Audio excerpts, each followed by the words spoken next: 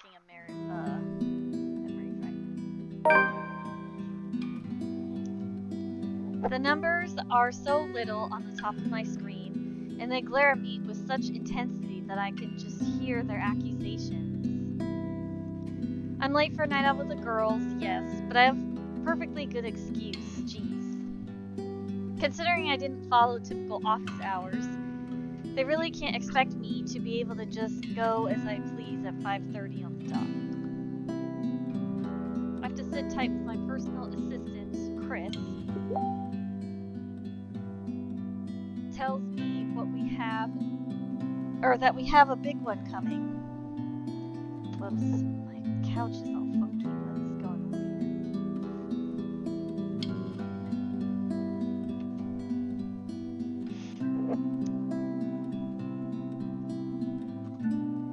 He knows a lot more on who's who and what's what when it comes to these socialites, and I trust that judgment call.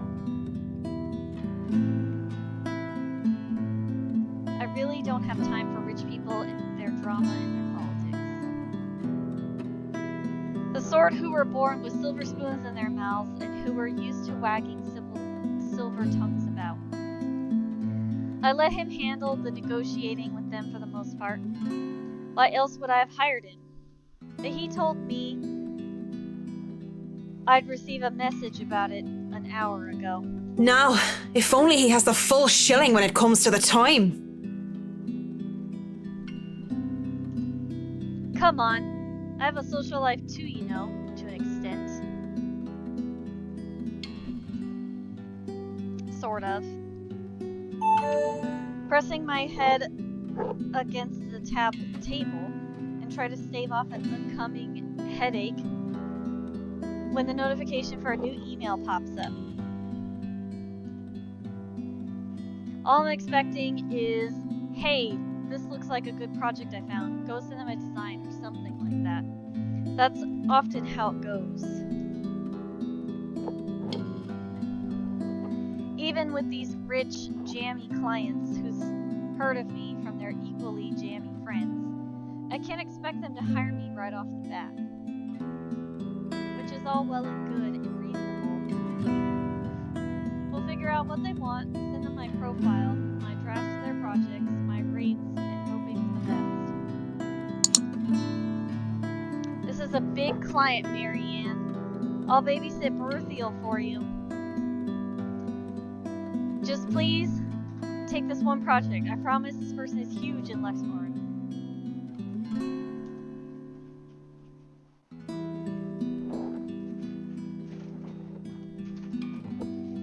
Mr. Parker, this is a formal request to secure the services of Marianne McCullough, hereinafter called the designer, as authorized by Hannah Wright, hereinafter called the client, for interior design work at Ermengarde Mansion, Luxmorn, LX18, ORF. It's actually 0RF, I just want to say ORF.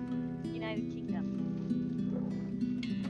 The client hopes to have the designer there on the 21st of October, Friday, with time pending. I was open the mail and see that I've been requested by the client specifically. While I certainly didn't expect that, and it's pretty straightforward too. Anyone else would probably be excited.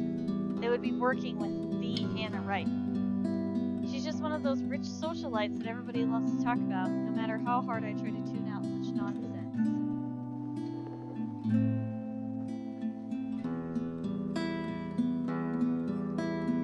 It would have been enough for me to reply an affirmative to Chris and leave, but he has never pleaded for me to take a project before.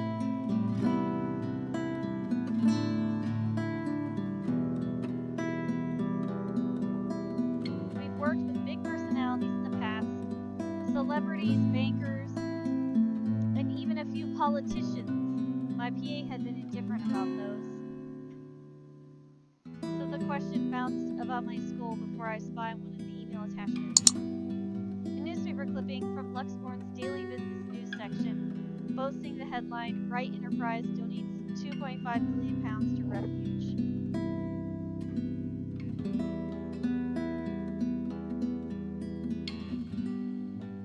It certainly has caused quite a stir back then. Apparently they had invited business socialites everywhere in the guise of it being some business announcement. 2.5 mil and an expensive-looking party to boot. These people sure know how to throw their money around.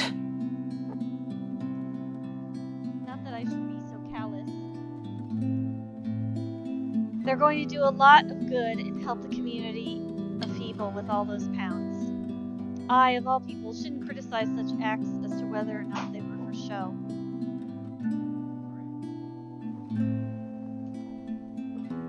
At the very least, I'll know they'll be able to pay my rates.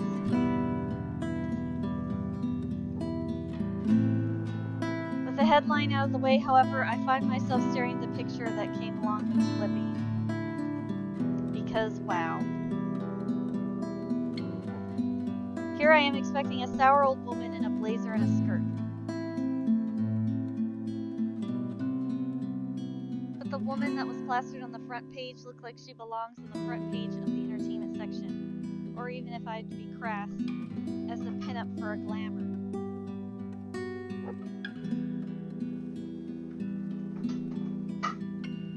Okay, I'll be real here. A men's magazine. She sure knows how to rock that dress. Wait. Her hair, her eyes, her lips. She can't be her. And at the same time, she is her, only several years older. She looks just like... No, come on, Mac. The world is full of pretty blondes.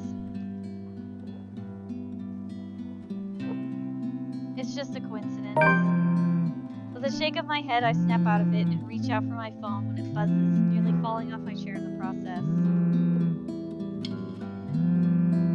Who else would be on the other line but the very people waiting for me? Oh, piss. I'm so sorry, Cam. I'm on my way. That's what I say. Yet I still don't move from my chair. Face flushed and heart racing. I could only stare until I could will myself to reply yes, I'm accepting the assignment. And it takes even more time for me to just close the image, shut the door, or shut down the computer and leave. Even then, it has already burned its image into my head, no matter how much I wish it would just disappear. It makes me eager for the alcohol and the company. It makes me eager for anything that can help me forget. It's a good thing that the nearest pub is just a hop, skip, and a jump from here. The Galloway Shawl, as it is called by those who frequent the place, it is the only decent Irish pub in this country. You can pretty much tell that someone is new if they call it by its official name, the Crawl Barn. My home away from home ever since I moved to Luxford. Well, that is when I'm not cooped up in my condo working away. It has good alcohol, good company, and thank God, St. Cecilia, good music. Crowd favorites like the Bothy Noise, the High Wesleyan Men, and Second Fusion Orchestra are often played. Not to mention the singing. I love singing. Anyone could just break out into a drinking song, and the others in the pub were just wonderful that they'd start singing along. And doing so while intoxicated is the best ways to go about it. Hey, it's a win-win as long as I don't puke in the middle of the chorus, and as long as I can get home in one piece at the end of the day. Tonight is karaoke night. What better time than to try and sing while the word is away? That's what my intoxicated brain tells me. The ghost of guilt and sorrow remembers who I am. And in the prison of my heart, I was my only slave. But drinking only reminds me of my home. And the thought of home makes me think of her. But in the depths of my cold soul, I'll leave the burden and despair. It makes me nauseous.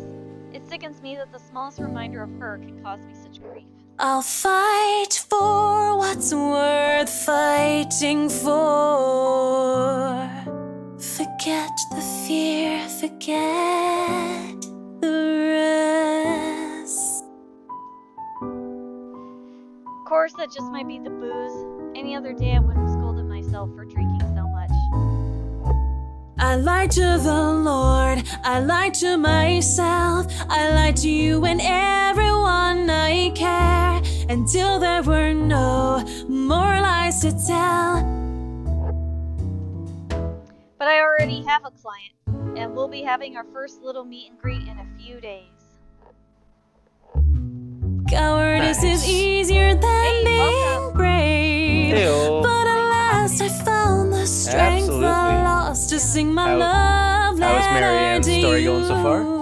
We're listening to her sing. I can hear. So far, so good. She's a good singer, so no objections here. 'Cause Nice. people can lie, but my lone heart beats true.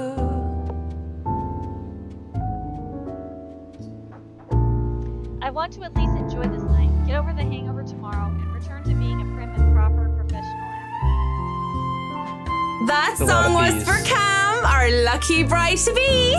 So give her a hand, Galway shawl. Considering the state I'm in, one can squeeze my smug grin as cheers and applause rise among the pub's patrons. Because possibly off-key public singing aside, I feel like I'm on top of the world right now, and that's as good as a reason to belt out any in front of these strangers. With good drinks and good friends, there's nowhere else I'd rather be tonight. Heck yeah. And I forget for a short while. And that song was brought to you by Marianne McCullough, everyone! A round of applause! That was so good. You rock, Marianne. Woohoo! Heck yeah. 10 out of 10. Oh, please stop. You're just saying that. Ogu's being bashful. My Right. goodness. Well, she's surrounded by ladies, and we all know how she feels about the ladies. Exactly. We all know spaghetti's only straight until it's wet. Ha ha ha. That's a good Ah, one. I'd high five. You know neither of us can hold a tune, Marianne. much appreciated. A toast to our shameless drunk singer. May your drinks forever flow and your notes be ever lovely. If anyone deserves a toast tonight, that's Cam. Finally sealed the deal after 3 years, eh? Read 'em and wait, bitches. Wow.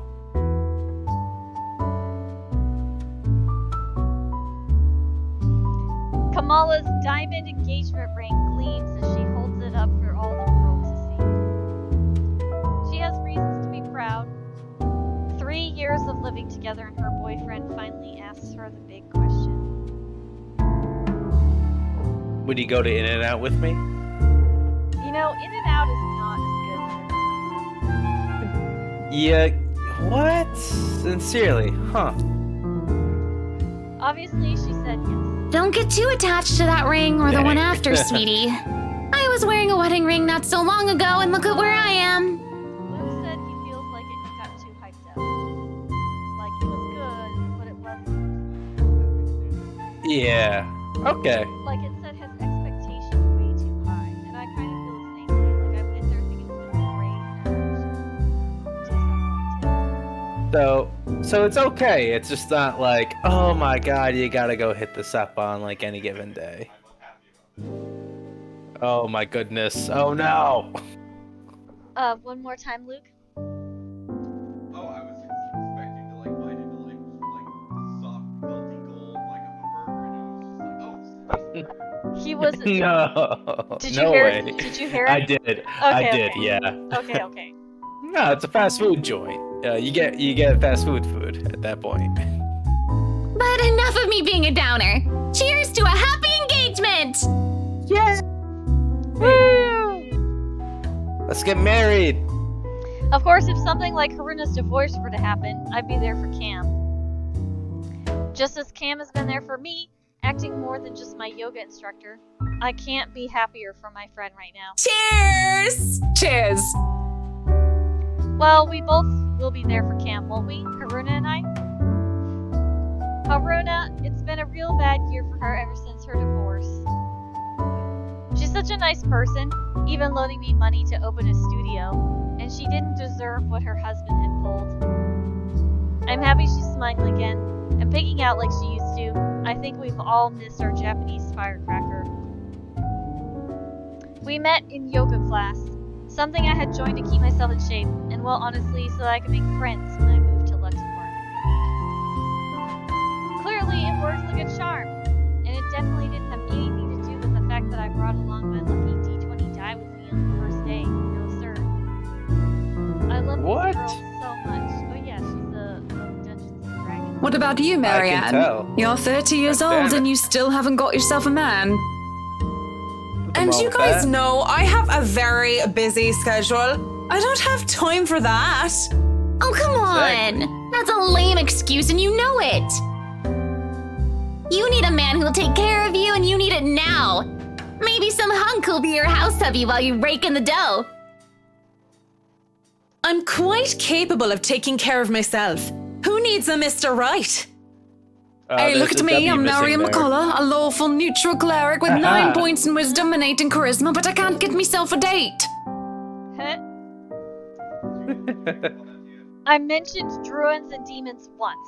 Once! They don't even know the rules or understand what the numbers mean. And I certainly am not some sort of holy person. I am a far cry from a miracle worker, and I barely have the willpower to fight off demons, especially my own. Spoilers. I like how in this universe it's called druids and demons. Actually, still maybe seems she like isn't it's looking for a entirely Mr. applicable. Right, but a Mrs. Right. Oh my My goodness. Marianne, we still love you even if you're in the closet. That would explain some things. Howdy now, you don't have a ring anymore. Maybe you two can be together and I don't have to worry about my best girls being alone. What are you on about? There's nothing to explain. But the more I deny, the louder they tease until other people in the pub start to watch. It doesn't help at all when Haruna drapes her arm over my shoulders and leans in. Will I be all yours then? Will you be making me feel like a woman? I know that they're just kidding around, but this doesn't make me comfortable in the slightest. So when Kamala notices my silence and Haruna sees the expression on my face, I stop. And when the awkward air settles over us, the rest of the pub goes back to whatever they were doing before the whole thing ever happened. Sorry. Oh, whoops. I pushed the button. Hang on. They probably won't even remember it when they wake up with massive hangovers anyway. Me too. Hey, no hard feelings, right? I raise my glass. They smile. We drink. There's no need to say anymore. We're all definitely far too drunk tonight. Eventually, the fun times end. It is a weekday after all. With Haruna being a nurse, she still has to get ready for her next shift. Cam also has a loving fiance waiting for her at home, and really didn't have to make a fuss about having left some buns in the oven when she took off early. Yeah, you're about to get some buns. I was. Hang. What? Okay. Really, I understand. I was the only one who insisted, who was determined to get pissed drunk anyway. Moving to the bar, I sit. Alone at last. Alone with a stranger. Oh shit. Could this be Mr. Right? Ugh. He's But with a Mr. W instead of an R? He's Mr. Wrong for everyone. Oh. I haven't seen him here before. Obviously, not regular. He hasn't said a word and just sits there savoring his drink. With his whiskey served neat in one hand and a lighter in the other, it doesn't seem like he's noticed me yet. Maybe I should go before he does look my way. Or else. Yeah, it's Luke right. You definitely don't want to get involved with that. Mm-mm. Because he was pretty and he was blonde. Those two things plus alcohol never did me any good. A thought too late. Judging by the way his flushed face and dazed look in his eye, he's as pissed drunk as I am. But whereas I feel like keeling over, he looks like he's ready to take the catwalk by the storm. Really, he just has an air of one of those men who think they own the world. Hello there, sexy. Please don't stand up on my account. I already like what I see. Fancy a drink? It'll be on me. Yeah, she Yeah, splashes it'll- it in your face. I was about to say it'll be on you when I pour it on you. Let's go! Yes! We got this! F this dude. But then not like that. Yeah, not literally. But then again, I might be pleasantly surprised if he proves me wrong. Want some between the sheets? Sex on the beach? I'm talking cocktails, of course. I hear sex on the beach isn't as great as it sounds, because I mean, the literal act or the drink? the literal act. Because of Yeah, all the sand gets everywhere. No, Yeah, no. see? You don't want that. Fat The drink shit. it's fine. The drink is okay. It's fine. It is what it is. But yeah, no one wants coarse sand in areas where things should not be coarse. But it doesn't matter. We both know how to play this game. All the There four. are two. There are two different ways for the night to end. One thing or another is going to happen. Friends, look at the relationship status. Okay. Oh, we've got high Marianne points. Are we sorry, looking high to Anna points. There we go. Are we looking to drop loot points or what's the end game for Marianne? Oh shoot, my friendship with Isabella, or Zachary's friendship with Isabella isn't that great.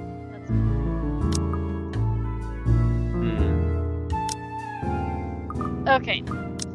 I'm actually not sure what I'm going for this time. I want to make choices that are a little bit different than the first time we played.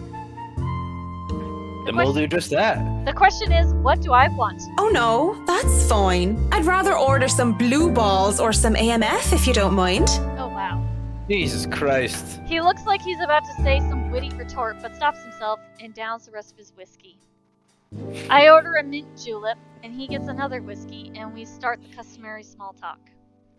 Of course, the saying, ask me no questions and I'll tell you no lies, goes without saying. We ask nothing about each other, offering up falsehoods to establish a strenuous, fake connection between two strangers at the pub, if only to pass the time. Whiskey, as I have come to call him, is supposedly 21 years old, single, takes care of a sick mother, and is a manager of some sort.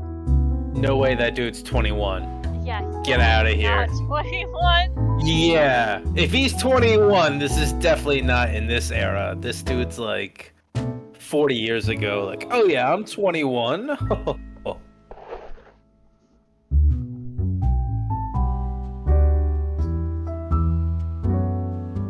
Luke says he's a lot more than just a manager. Manager of Is what? he- I didn't care to listen to the details. Meanwhile, Mint, as he's come to call me, is 29, and I'm. What did I say I was again? Oh, yes, I told him 29? I was a professional chocolate taster. Because fuck it. If I'm going to lie about what my job is, might as well make it fun. It's pretty decent chat between two pretty drunk strangers. And maybe it's just me, but we might as fucking well expend the tiniest amount of effort in pretending there's something meaningful in this meeting. Would have been nice too if it was just left at that. But during a lull in the conversation, he brings it up. You know, I've never been with a woman taller than me. And to think he might have been different from the rest. Never have and never will, whiskey. Can we go back to the history of chocolates? Did you know that chocolate candy was introduced in 19th century England as a healthier alternative to alcohol? Well, look how that turned out. Not well. Yeah. St. Lucy was the most beautiful woman of her time. She had men come from the four corners of the world just to see the pure light of her exquisite green eyes. If she were so lucky, anyway. No, enough of the history lesson. Come on, Mint. You know and I know what you came here for. Stab a blonde in the chest. Right? Though not every suitor was gallant, and she was no fool, she had known that sooner or later she wouldn't be able to defend her chastity. Come on. Oh. There must be something that gets you going. Yeah, you Think shutting the hell dudes. up. So she had taken out a knife and gouged out her own eyes. Jesus Christ. There is something, but I don't think you can handle it. Impressed with her devotion, God restored her eyes and made them more beautiful than before. Oh no, they're more green. He has a peculiar sense of humor, hasn't he? Because that only meant suitors kept going after Lucy, and she kept her eyes in a chalice to scare them away. Oh, I'm pretty sure I can handle whatever it is. Saint Lucy, help me. Help me turn away from sin. Help me with my own blindness. My place isn't too far from here. I won't take care of you if it ends up being too much for you. Jesus. And no one will be Alright. able to hear you if you try to scream. Oh boy. Okay. You sure you want to go down that road, pretty boy? Wouldn't I have it feel like there's any no other road way. to go down. Right? Yeah, and then here we go. Yeah, this is Is this your first time viewing Marianne's route? yeah. Okay.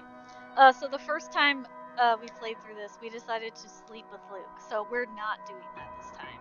It seems like we're pretty close to it. Yeah, because everyone in the stream chose chaos.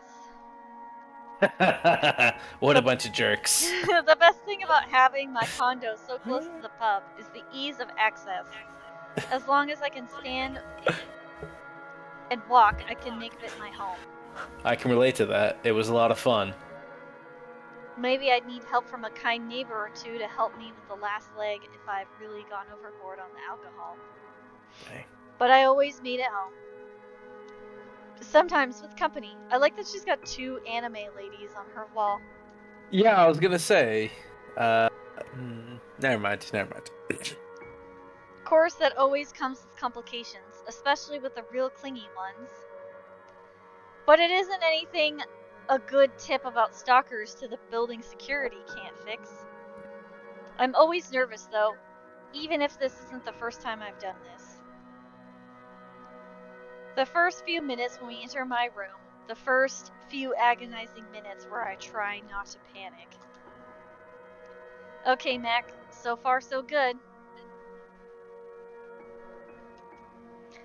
Don't let him smell your fear with all that liquid courage, or under all that liquid courage. He'll leave sooner or later, and I'll never have to see him again, just like every other man before him. I'd like to say to myself that the men I've brought into my place were more scared than I was. Yet Okay, I'll stop. Yet there is no fear when I look into Whiskey's eyes, only delight. When he starts touching me, I don't even hesitate when I push him against the door. Roughness is to be expected. Holy shit. As long as he sticks to the script, everything will go smoothly. We'll have our little tumble in the sheets, he'll leave, and we'll forget about it. If somebody asked what I really wanted, I would have told him that I wanted a bed of roses, chocolates, and music, maybe in an Irish castle. But all I really want is her, and that's never going to be a reality. Oh. That was my fault, of course, because Oh, no. I was afraid. I was a coward. They would have never held a candle up to her. She was the light of my life, and I had let her go. Do we know who this woman is, or? You will find out. All right, let's keep reading. Let's make it happen, Captain. I can't even be bothered at the thought of her. Just the single thought of her makes my resolve to see this affair through waver. Wait! What is it now? Yes, what is it now? Oh, I have seen this. No, yeah. What's it going to be, Marianne? To sex or not to sex? How about to not sex? We're both drunk. Oh, sweet. And you might be married. Just throwing it out And- there. Right? This is wrong. Just a couple cues. Love some A's. Don't you think it's a bit fucked up that we're about to have sex and we're just calling each other by the drinks that we had? How messed up are we? Doll, shut up with the ethics and morality talk. It is seriously putting me out of the mood. If you want to leave now, Whiskey, I understand. I mean, with how smashed you are, it'd probably be best for you to sleep the night unless you want to be mugged. But I won't stop you. And this isn't going to happen. Bloody hell. Of course he's annoyed at me for putting off our night of sexual congress. But no means no. And beyond spewing a few profanities under his breath, he surprisingly simmers down soon enough. I was worried for a moment that he might try to force something. Instead, he makes a show of fixing his suit, smoothing down his hair, before making himself comfortable in the nearest seat he could find. What are you doing then? You have a guest in your home. Put the damn kettle on. Dandelion tea if you have it. But I suppose all you have are those shitty tea bags from the store. Yeah, I've heard this before. If it isn't for the absurdity of this turn of events, I would have flipped him off for thinking I have no taste. But in the end, I just laugh. All I got are cans of Korean ginseng and lemon balm, though, no dandelion. Without a second thought, I do wet the tea. It's 3 minutes to get the kettle to a boil. 3 minutes where we say nothing to each other. I mean, what do you even say to the guy I was going to sleep with until I changed my mind? My vagina shrunk. Huh? I doubt he's in the mood to talk about the influence of Troy's on Mallory. It's still unusual by the time we're both seated on my bed with mugs of tea in hand. Just so you know, whatever is going on right now is a lot stranger and fucked up than the one night stand. We are two messed up individuals by your logic. Everything is messed up, if you ask me. War, terrorism, famine, poverty, loved ones and loved lost. Oh, I'm not gonna lie, Cool, I'm surprised he gives a shit about famine and poverty. this What's he whole doing world about is a it? cesspool. I imagine nothing. Yeah. The dead air is telling when it fills the room once more. Mayumi, what's good? Oh snap, Mayumi, you arrived! We did not sleep with Luke this time. Oh my Yeah. gosh. We told him no means no and cut off his dick. and then If only. he bled to death in my room. Game over. Yeah. Yeah, that we don't get a second story we don't get a chapter 5 for Luke. It's just he He bled already dies here. he bled out at the hospital with dickless and with barely a testicle to his name. It was very awkward, but it's fine. It's where we are. We're worried about being haunted by ghosts, not dickless losers. It wasn't my fault. Just say it's the alcohol. That's what contributed to dick. I'm not gonna say no.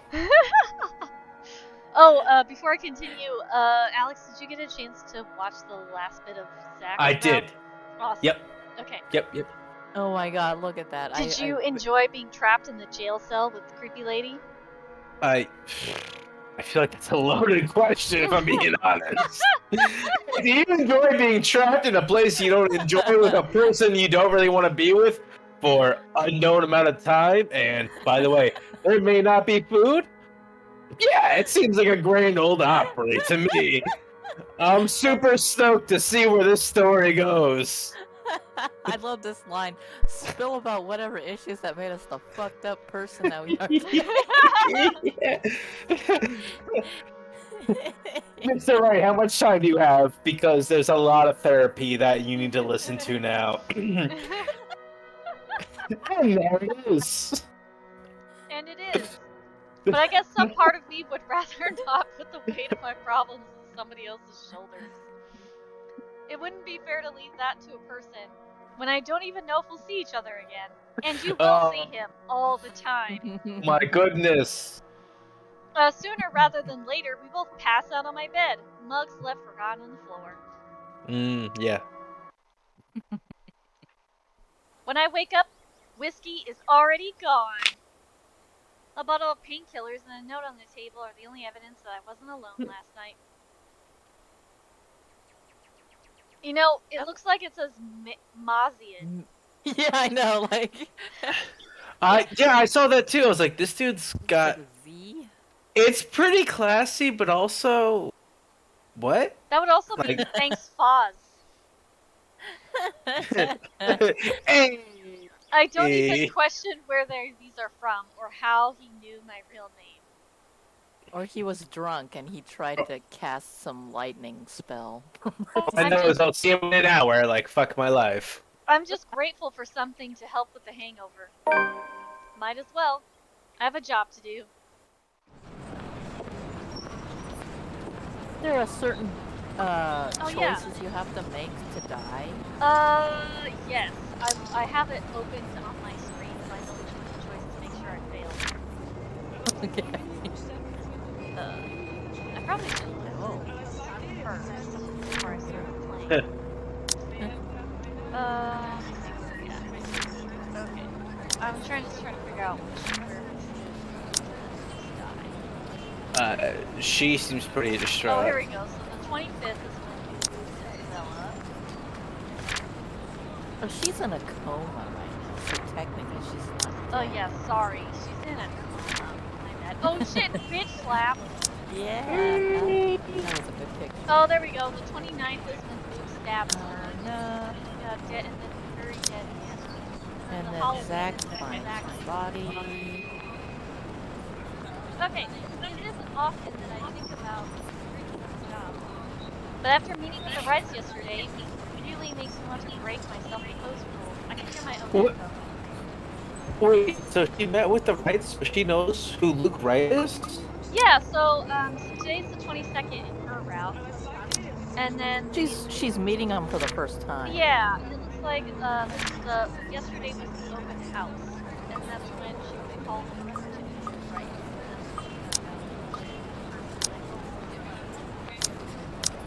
Gotcha. Okay.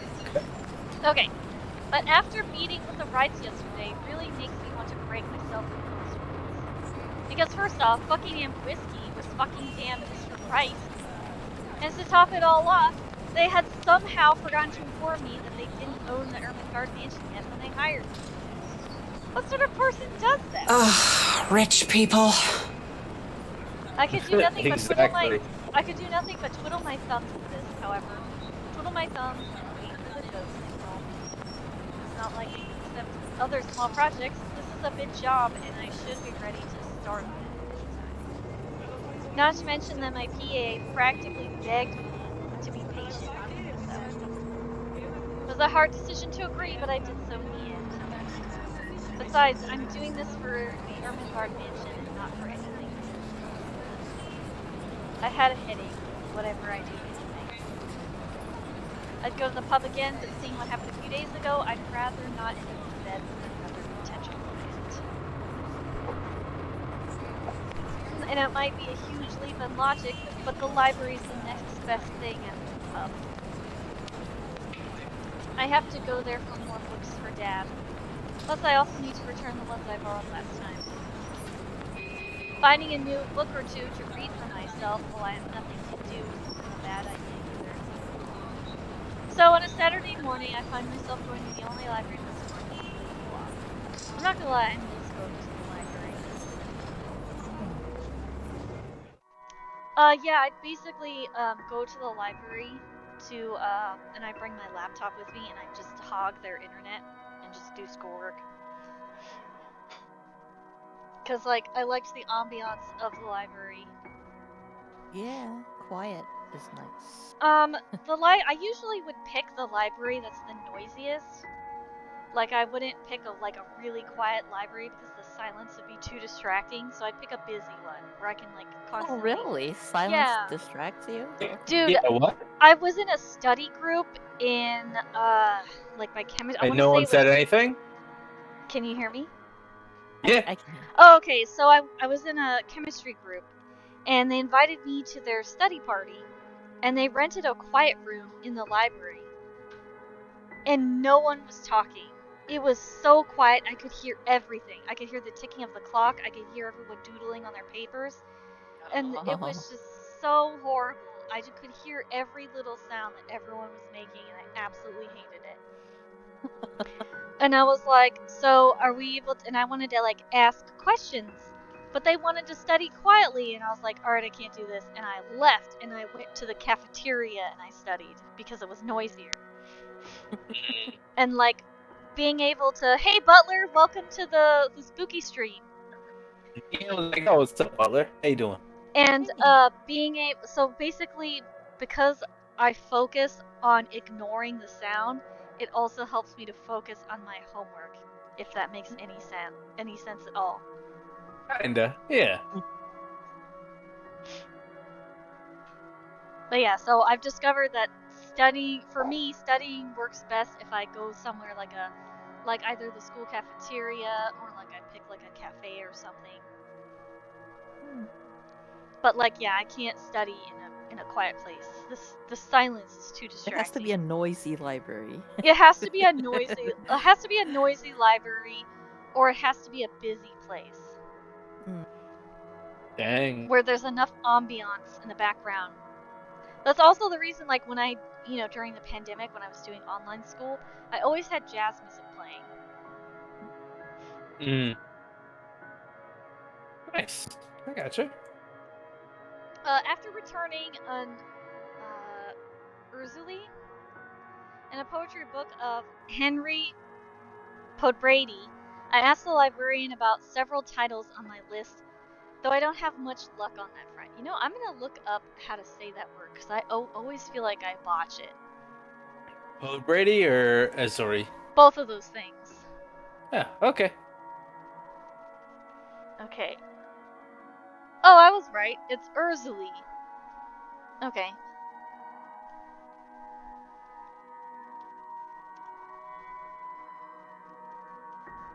Oh, it looks like this is a Czechoslovakian word.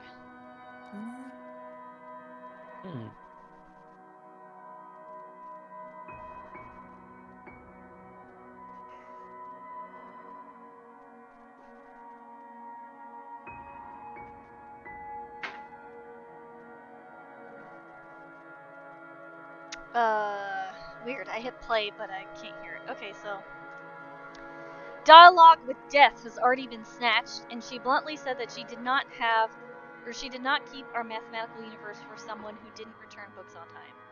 Ouch, you got called out. Damn. I make headway at least when I ask about Siege and Rendition of Havana by Jacobi de Pezula? Yeah, that sounds right. If you count her snarling and pointing at the history section as headway, that is. The history section is devoid of any other except for myself and a redhead. Though I'd wager a guess that Red's just passing by to get classical literature section. So many books, so little time. Scanning the books and seeing so many wonderful titles gives me great pleasure. And that's when I spot it. Hello, sailor. Why don't you come to Mama? It's not the naval battle book I was looking for. No, it's better. Newly acquired History of Luxembourg Architecture. First edition, too. I know I just have to get it. I've been waiting to get my hands on this book for so long. The fact that there is only one copy proves to be a problem, though, when Reds reaches out for it at the same time I think I had this first, miss. I can only stare her down when she refuses to let go of the book. Refusing to let go of it as well, I raise a brow at her in hopes that the fact I was significantly taller than her would intimidate the girl. Even then, she refused with a rebellious look. This isn't exactly light reading, miss. I mean, do you even know which architect was at the forefront of 18th century Irish architecture? A beat. She blinks, and I can't help the smirk on my face, which is wiped off when she opens her mouth. Edward Lovett Pierce, who established the Palladian style through his work with Castletown House and the Irish Houses of Parliament. This bridge was destroyed in this year to delay French troops while under the regency of Mary of Guise. Bigger nerd. Right? There's a history nerd argument happening. This is not what I was expecting. Let's be honest, how many people would know these history facts? Like, two. Aside from me, anyway. Going right to the obscure ones, aren't you? Easy enough. Tullybody Old Bridge in Clackmannanshire, Scotland, on the January of 1560, if we want to be specific. Suddenly it's a game where we throw these history questions and facts at each other, back and forth in hushed tones unless we want to be thrown out of the library. After a while, it goes from some strange competition into this strange but friendly banter, if it could be called that. But as fun as it is, the exchange soon slows down until we're both grinning at how odd this whole scene is. Marianne McCulloch, my desire for potatoes doesn't quite match what the stereotypes suggest. Rebecca Gales, The Scots' supposed hatred for the English wasn't enough to stop me from teaching their little spawns. By then, we had forgotten our little tug of war, although she still holds the book in her hands. I had let go of it without realizing when she answered my first question. History teacher then? Got it in one. No wonder you gave me a run for my money. Now, if we're talking about architecture, I'd blow you out of the water. You're from where? Luxburn Uni? Oh no, just St. Goretti's. Ah yes, St. Goretti. You'd think a school would choose a more appropriate saint to name themselves after, especially when they have the very young students. And I'm guessing you're an architect, if you're so confident about the subject. Interior designer, Miss Gales. Please, just call me Rebecca. You aren't one of my students, are you? Marianne, then. I could have said that I was an architect, but there's no point in explaining why I wasn't one anymore. So, I've never seen you before. I'd like to think I've met every history aficionado in town. I blame the rock I've been hiding under, of course. That, and I'm usually only here on the weekdays if time allows. Work often has me meeting clients on the weekends. That must be interesting work. It allows for some creative freedom, sure. But it's like working with children sometimes.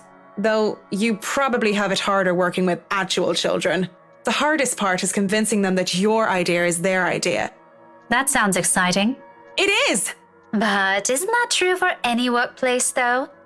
We just cross our fingers and hope there aren't any man-children in charge of important things.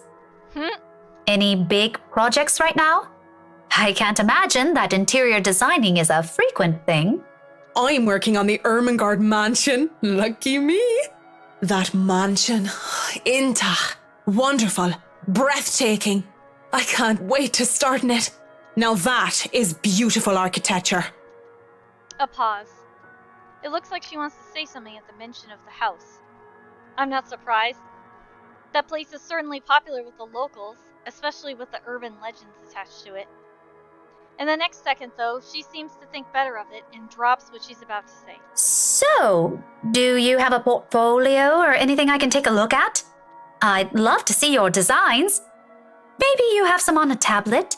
I've met some designers before, and they're always going crazy over these virtual room apps or another. A tablet? Please. Callicrates didn't need those silly iTabs when he built the Parthenon. I certainly don't need one to design a house. The computer back at my place is all I have. Why should I buy such an expensive gadget that will just get outdated within a year, when what I have is just as functional? The traditional ways had a far more personal touch, in my opinion. Not to mention those smartphones are awful tools of procrastination. Can't even count on one hand the number of people I see going outside only to have their eyes glued to the things. Geez, Gen Xer, why you gotta call us out like that? Seriously. And fuck touchscreens. They're evil things that make typing what should have been a simple task harder. I'm feeling it too. I do have an online portfolio if you'd like. I can... Speaking or thinking of the devil seems to have summoned it, because before I can even carry on, Rebecca's attention wanes as she pulls out her mobile. From what I can only assume is a call, she gives me an apologetic look before she's standing up and excusing herself. Off farther into the alley she goes for some privacy. I do my best to give it to her as well, trying to tune her out. Well, is something wrong? Lunch at the coffee house?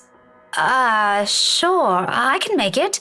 I'm not too far. I can be there in 10. But with how quiet the surrounding is, she can't blame me if I overhear snippets of her conversation. When she returns the sheepish look on her face, I know that our friendly chat has to be cut short. Sorry, I have to go and meet with some friends. It's fine. Totally fine. No need to even apologize. About the book. Her embarrassment increases twofold when she realizes she's still holding on to the history of Luxburn architecture. I don't give her the time to think about it, as I put a hand up and shake my head.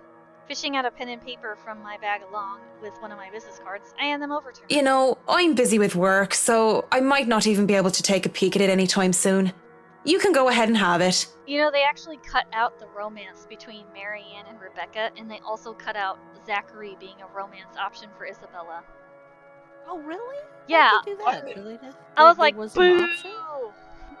I'm not sure why they cut out. It didn't. I don't recall the reason. I saw it today when I was looking for how to make sure Marianne gets her bad ending. Wow. But so I you'll didn't have even to know ring me that up was when you're part of returning their it just so I can plan. snag it right away. Deal? Yeah, I didn't know either. Like, I suspected Zachary was an option for Isabella because of the cutscenes that you unlock, but I didn't know about Marianne and Rebecca. She makes quick work penning her number down and handing it back to me with a grin. Deal. Just message me during school hours, of course. You have a good day then. You Does he too. have a romantic route? I'm curious. Does Zachary have a romantic route with Hannah then? Yeah, there is one. I Oh. didn't get a high enough affection level for either of them, I guess. Oh, what? So they cut that out, but you can like have like somebody be infidelity with her husband. He just wasn't feeling it. Yeah.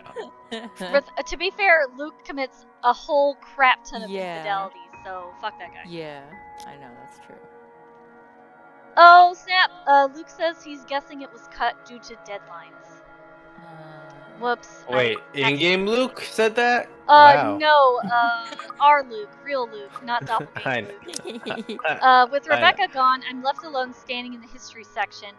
Although my original plans were simply to sit down and read a good book, our little pop quiz, if you could call it that, made the time pass by without any of us even realizing it. It was fun, and I do believe I made a new friend. Good job, Marianne! Luke says, it's me, Mega Luke, which means it's the best Luke, obviously. Even with the talk of lunch, however, I don't feel like grabbing a bite to eat. There are still other books to read here, and I'm hoping to find something that will help me while I work with the rights. Mayumi, when you get a chance, there is a screenshot channel I added called Sims 4 Shenanigans. You should look at some of the pictures I posted. Oh, really? Something like how to deal with arseholes professionally 101, just in case. I've dealt with a lot of uppity, snooty, and rich clients before, but it's still better to be safe than sorry. Because Luke Wright just takes the fucking cake, and he probably manages to eat it too. It seems the world is conspiring to keep me from my me time as my mobile vibrates in my pockets the moment I find something from the shelves of the classic literature section. Marianne McCulloch, Charlie Rose Design speaking. I'm supposed to, this is a direct message from Luke. Mayumo, I made teriyaki chicken onigiri. Oh my god. Nice. Rose Cooper here, Miss McCullough. I hope I didn't catch you at a bad time or anything. But I just wanted to check in and tell you that we've got the clear to hand over the documents. Madam Wright told us that we should forward the floor plans to you. Already? How did they go through the process so fast? Surely there are so many red tape to even acquire the forms in the transferring of rights. They're billionaires. There are no rules. Yep. No matter how rich the rights are, it shouldn't be this quick, right? So, if I can just have your email, I'll be sending them your way. I'd actually like a physical copy of the floor plans. Oh, I suppose that's fine. I'm not at the office right now, but I can inform Miss Santos of your request. I'll make sure to drop by the office after lunch if that's fine. Not a problem. Right. Well, cheers. Right. Cheers. I don't know. I just don't. Is there some sort of deeper miscommunication when we last met? These things take time. It's been, what, a day? Less than that, even. There isn't even a point in trying to make sense of these people who seem to be larger than life. As it looks like I'm on the clock starting today, I might as well eat. Grabbing sufficient chips from one of the street food stalls, I find a table to spend time with a copy of Marquez de Sade's The Crime of Love, since Rebecca left with the book I wanted. I've read this one before, along with the rest of his works. This would be the 18th time, in fact. But it's always nice to read it through again, when I don't have time to enjoy something new. Besides, when you're dealing with people so filthy rich that they just end up plain filthy, you just need good old Marquez sound advice. La blessure se trouvant sans aucune sorte de conséquence. The wound being without any consequence.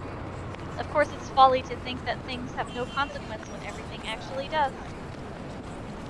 Briar Realty Corporation's Luxborn branch isn't too far off from the city center. Just a few blocks away, and I can easily ease it off. I'd rather use this time to rest before I go into a flurry of activity. No doubt there'll be so much to do once we get hands on the mansion. Still a lot better than working on another condo, at least. Surely, no matter how much BRC and the old owners put into the restoration and preservation of the place, any big repairs would be superficial at most.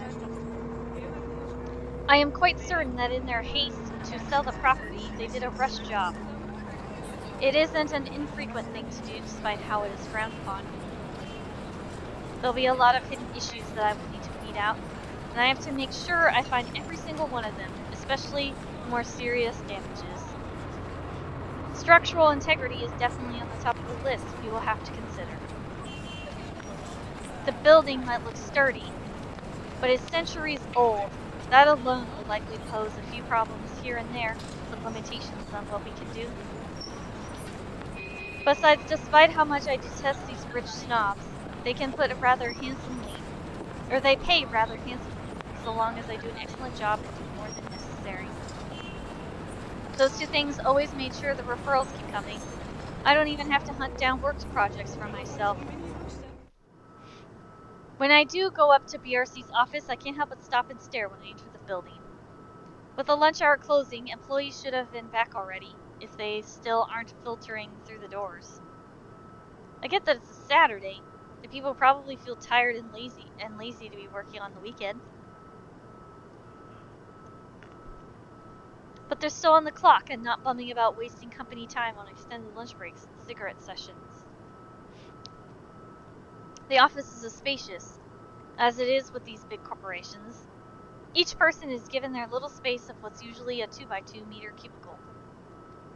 There's a lot more empty chairs than there are actual people working at their desks.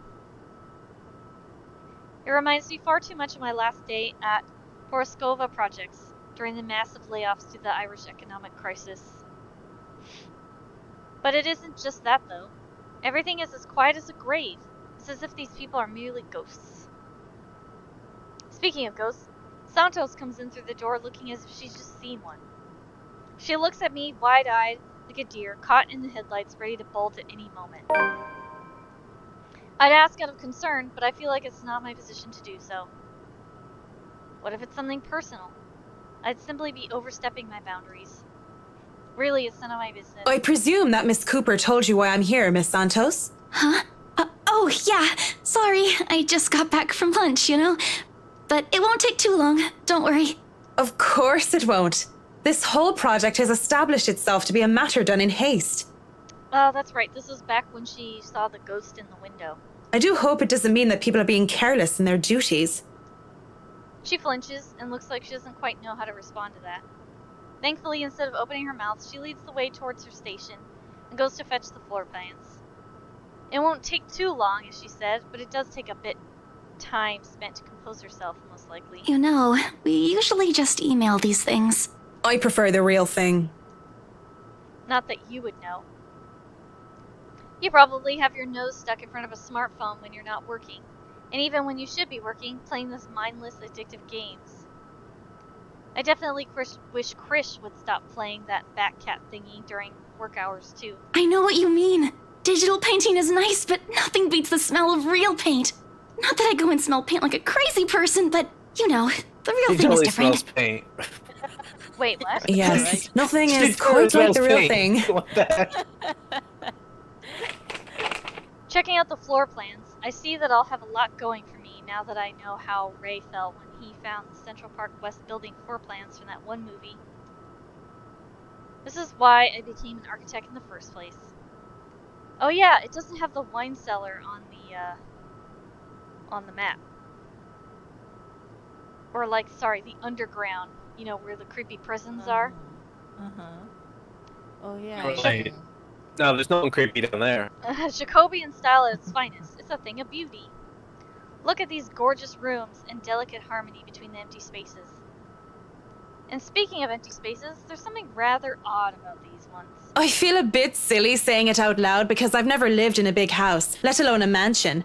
But during the tour, I had the distinct impression that the rooms were bigger. Maybe the scale is wrong? It's not much of a problem. And it is an old house. There have been little details here and there that I would have liked to address during the open house too. But it was all forgotten in the wake of Miss Santos' incident and the trouble with ownership. The wine cellar is going to be a problem. I shudder to think of what sort of repairs they did to the place. There might have been things that were swept under the rug, pushed to the dark corner of the rooms and hidden away in barrels. Water damage that could have been covered up. There have been floods due to the heavy rains of West England just last year, after all. And if there's any sort of damage to the house's foundation, that's going to be a lot of work. I was not able to look at the attic as well. For all I know, a whole family of vermin could have made their nest there. Working with pests is always the worst. The sheer size of this place is staggering, even if I did just say it was a lot smaller than I thought. I might just be biting off more than I can chew, but who doesn't like a good challenge? First things first, I'll have to... So, do you want a coffee? The one from the staff room is pretty decent. There's really no need. I'm sure you have rules against it. Rules against bringing someone coffee? That's ridiculous, and even if there were regulations against it, nobody's really here to tell Sir John. I've already brought 2 mugs, and I'm not going to drink them on my own. Come on. I have to stamp down my annoyance at being distracted. Seeing the girl, the young woman though, it looks like she has a lot on her mind. If babbling is her way of dealing with stray thoughts, I'm not really the one she should be babbling to. How should I respond? Here, I'm gonna save. I don't wanna, Is this one of the defining moments, or?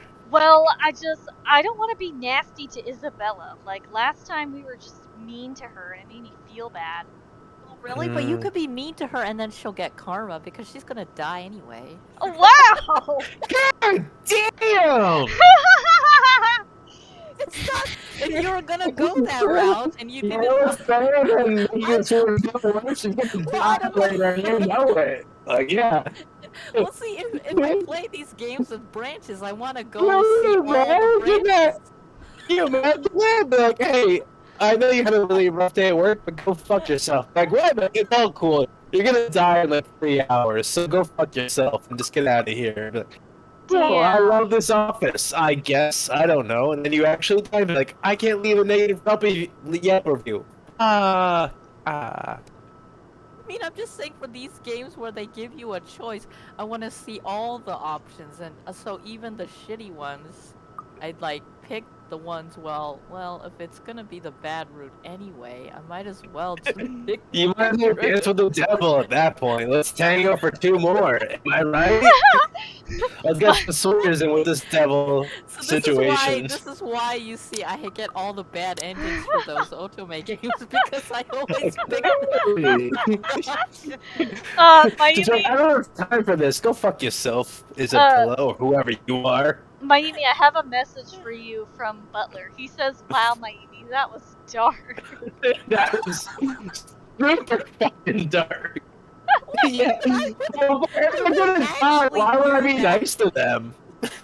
Just like, but look at the options. I'm like, oh, I want to pick the one. I'm curious, like, what would you say? Yeah, look, I got limited time in my day. Like, what do you have? You got something to say?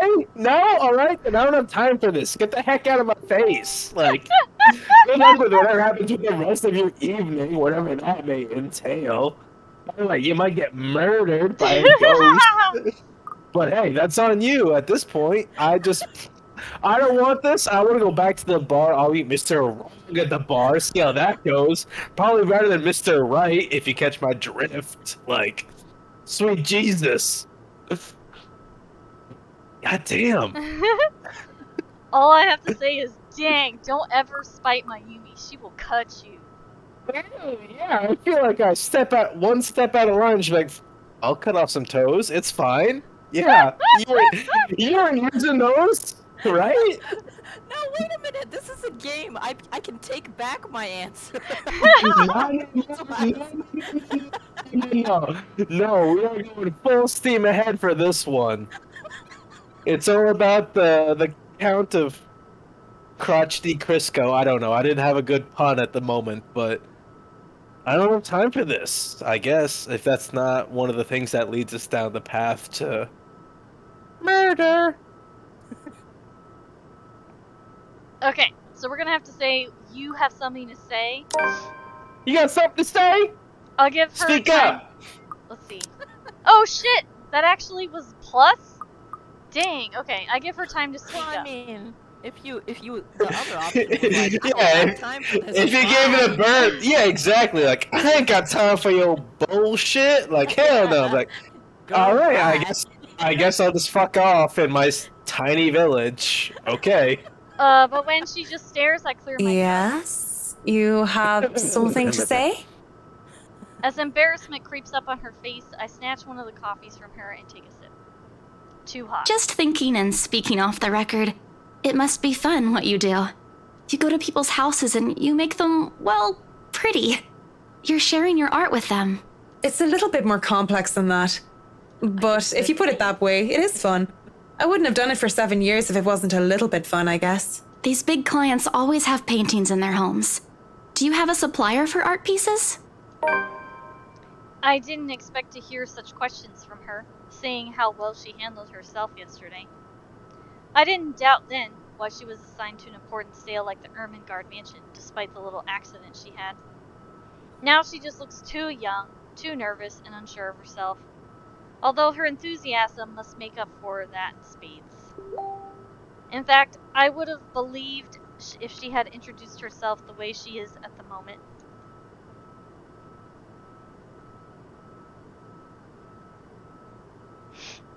Why, watching her now, she actually looks like she should be in college still. Oh, it says, Butler says Mayumi should work for the prison system, specifically on death row. Last meal? You don't need one, you're gonna die anyway.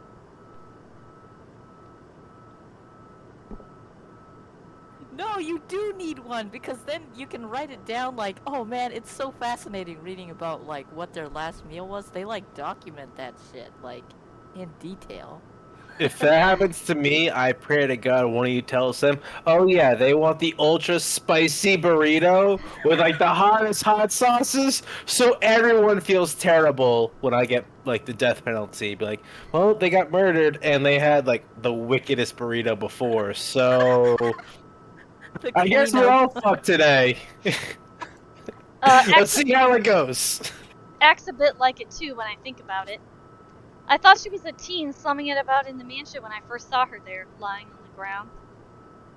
Surprise, surprise, she turned out to be one of the estate agents handling the property. I don't even know what to make of that whole meltdown that happened with that strange document. If I were the client, I would have been very upset. She'd been in hot water for it. The clients usually support artists of their own choice. If they don't, I'm always happy to refer those that I know. That's cool. They're very picky. I don't think a hobbyist will have an easy time getting their work sold. Hey, I'll have you know I was a student of the fine arts. And yet here you are, selling property. Maybe you weren't a very fine student of the arts. Damn. Maybe I took that a bit too far. She bites her cheek Kinda. and looks like she's barely holding herself back. Yeah, way to be a bitch, Marianne. I know. Seriously. I had a You know what? choice. I encourage this death route. Fuck her. You know what? Now I'm on team murder this motherfucker. See? You come over here like, oh, Marianne, what did she do? She cheated on a dude that had a wife. Like, you know what? Let's give her like the worst death of everyone in this book. Like, come on. She mutters it under her breath and I barely even hear it. But the hurt is there, and it makes one wonder what brought it on. Although, it is understandable if her reason's what I think it is. Very few people make it big in the art world. I can see why she'd be upset about it, with that enthusiasm. I didn't have a choice when I left Ireland. It was that or years of unemployment. The recession and the toll it took in the construction industry was out of anyone's control. I don't know what choice she wasn't able to make, whether it was about her being in art school or something. But the world isn't a fair place. Well, don't make it more unfair. The sooner she accepts it, the better. Still, with that forlorn look on her face, I can't help but sigh. The girl reminds me far too much of myself when I was younger. Well, if you're thinking of commissioning your paintings, I'll have to see your work first. Oh, it's not. I didn't mean it like that. I don't have any paintings. Really? What You are you, sounded new? a lot like you still did art or want to. Now I'm starting to worry that you might just like the smell of paint. I'm not a paint huffer, sheesh. I mean, don't we all? I just mean I don't make much anymore. I don't really have the time for it. The tools and materials aren't exactly cheap either. Everything has a price. It sounds like you're making excuses for something you're presumably passionate about. If you really want to practice art, a little out of your wallet isn't much. It's not that simple. It's not. Life's simple. People just like to make it complex. Speaking off the record, I have some advice for you, kid. Well, I don't want it. Either go I for have what to you say- want, or stop thinking about it when you have something else. That Okay, is now unless that you she's enjoy stopped- making oh. yourself miserable. Then by all means. You know, if you wanted to look at the floor plans without me bothering you, you could have just said so. Would you have left me alone? We'll never know now, will we? My grandfather said the same thing about that. That's terrifying. Holy Jesus. A strained air settles in the room afterwards. It doesn't help that she doesn't immediately leave, as she said, lingering awkwardly by the door with that downcast expression. It's clear there's more she means to say, perhaps even to defend herself in her choices in life. Or is she expecting me to dish out more of that advice? It's an awkward affair, and I choose to hightail it out of the realty office as quickly as I can. Though I am able to keep myself professional at all times, does not mean I like it. Seeing that most of the day has already gone by before I realize it, I choose to head back to my flat instead. Despite today being a Saturday. No fun, but at least this way I can definitely avoid another unpleasant encounter. Considering how much I'll be seeing whiskey in the near foreseeable future, I have a feeling all need the rest of the weekend can give me. For the first time in a long while, excited as I am to work on the mansion, I cannot wait to be over and done with this project. Monday couldn't come any sooner. After taking the floor plans from the Santos the day before last, I spend most of my Sunday drawing up plans and calling in my suppliers. Although no design choices have been made yet, I'm quite sure that they'd want high-end appliances, most expensive materials, and the most pretentious everything. They usually did, these rich types, based on experience at least. Given how badly this whole thing started, it wouldn't hurt to be prepared.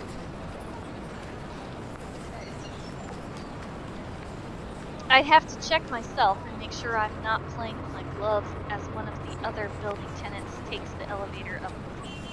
Before you wreck yourself. It makes me more self-conscious.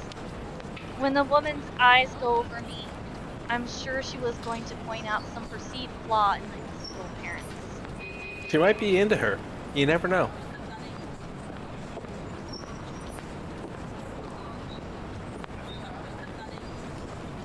But I'm saved from being paranoid when they went off a few floors later. Still, the ride up to my floor is nerve-wracking. The rides lived at the very top, the penthouse, the creme de la creme when it comes to the condominium and urban living. Just getting access to the place is an ordeal of its own. I had to jump so many hoops, so many security checks just to secure a key card. Not only because of the building management, but because of the ride's personal security. It sometimes feels like I'm being interrogated for a crime and not visiting a client at their home. Even when their personal assistant called in to help out and verify my presence, the process is aggravated rather than hastened. Speaking of the devil, the elevator door opens and I'm greeted none other than Whiskey's not-so-little lackey. I do apologize if I kept Mr. and Mrs. Wright waiting, but I'm here now and I'm ready, so if I may, where are they? They've just woken up, but they should be down soon. I'm surprised to see you made it through security. And only 5 minutes late. You said I'd be through security soon, and it took half an hour. Define soon in this context. I'd make myself comfortable if I were you. I'm going to go and put the kettle on. About the tea, I don't want to intrude or anything. The sir does not like being woken up by the whistling. But who am I to deny tea to a guest?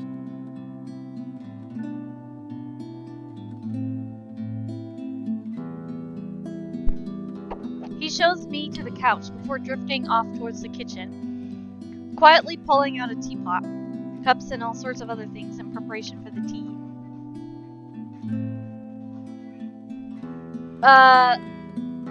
Hey, Luke, if you're watching, it sounds like you left your phone in the kitchen because I can hear it ringing.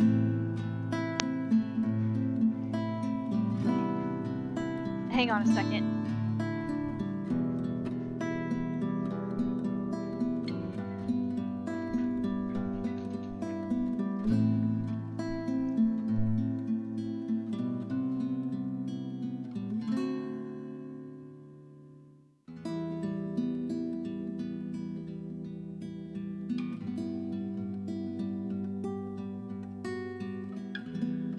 Okay, phone has been returned to the owner.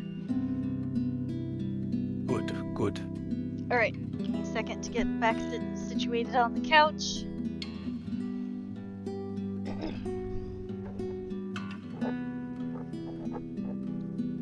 Okay, I ignore the animosity towards his employer that his words implied, and I wouldn't be too surprised if Whiskey's own people don't like him. Accepting the quiet isolation instead, I brace myself for what's to come.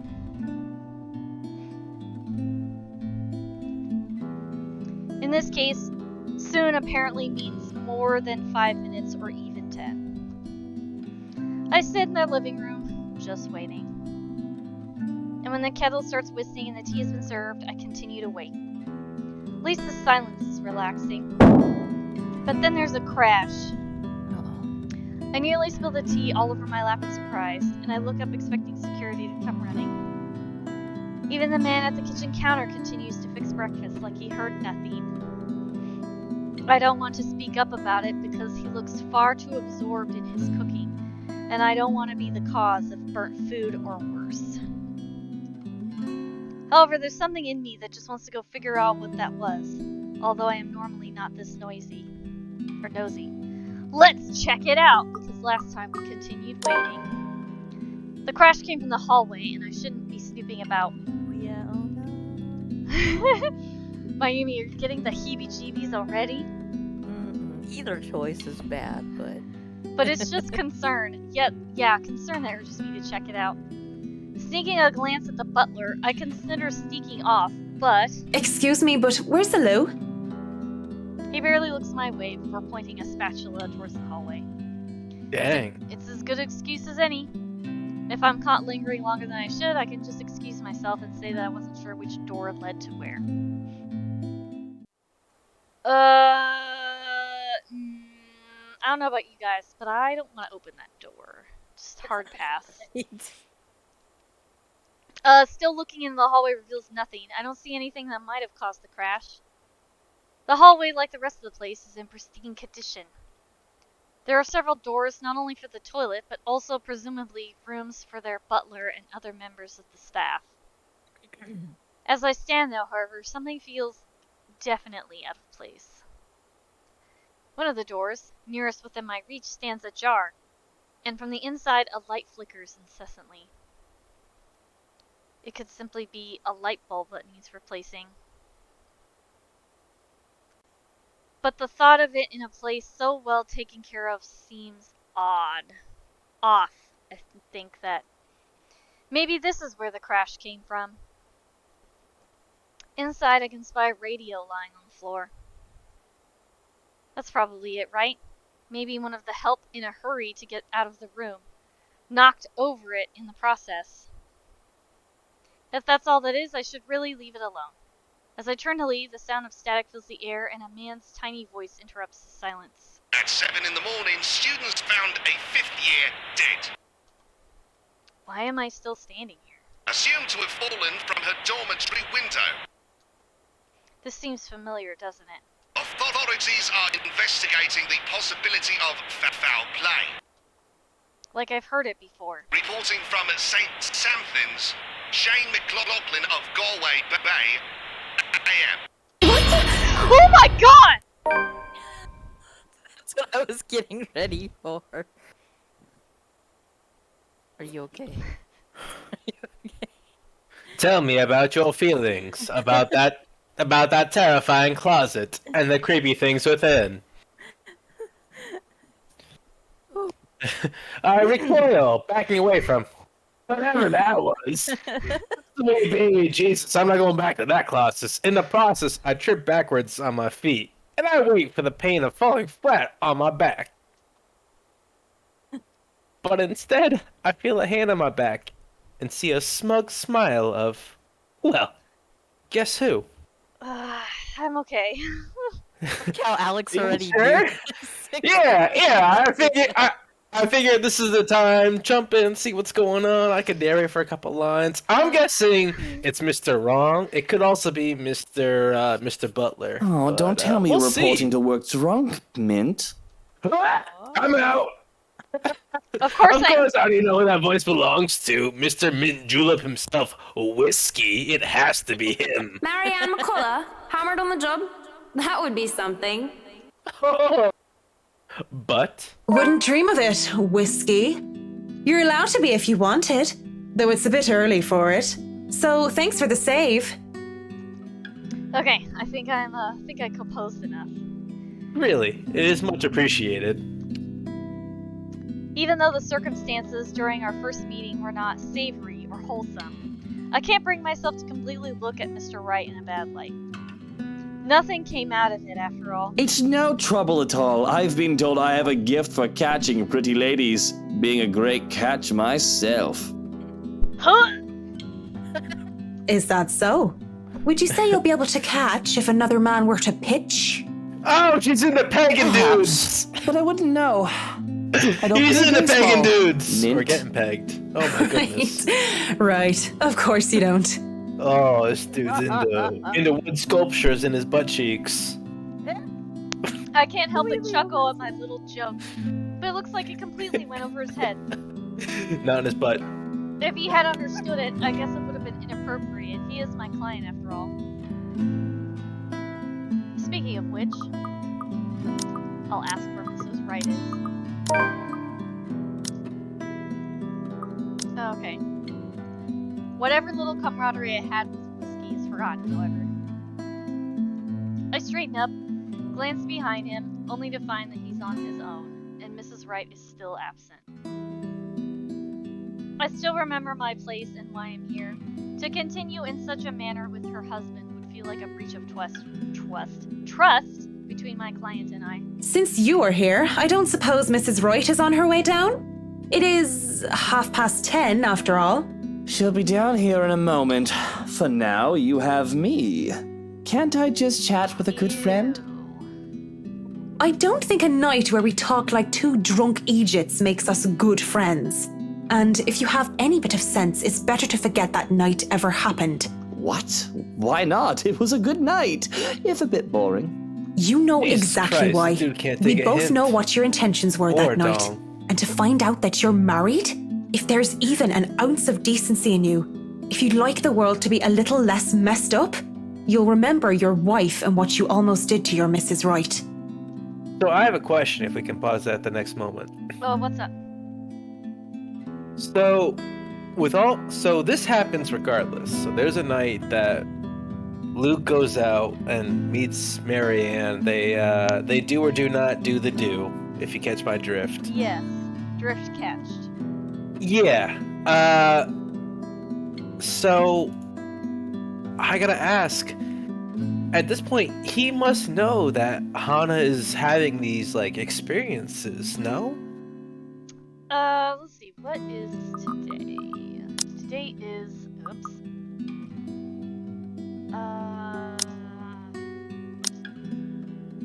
Because I know his story is all about how the house gets topsy turvy.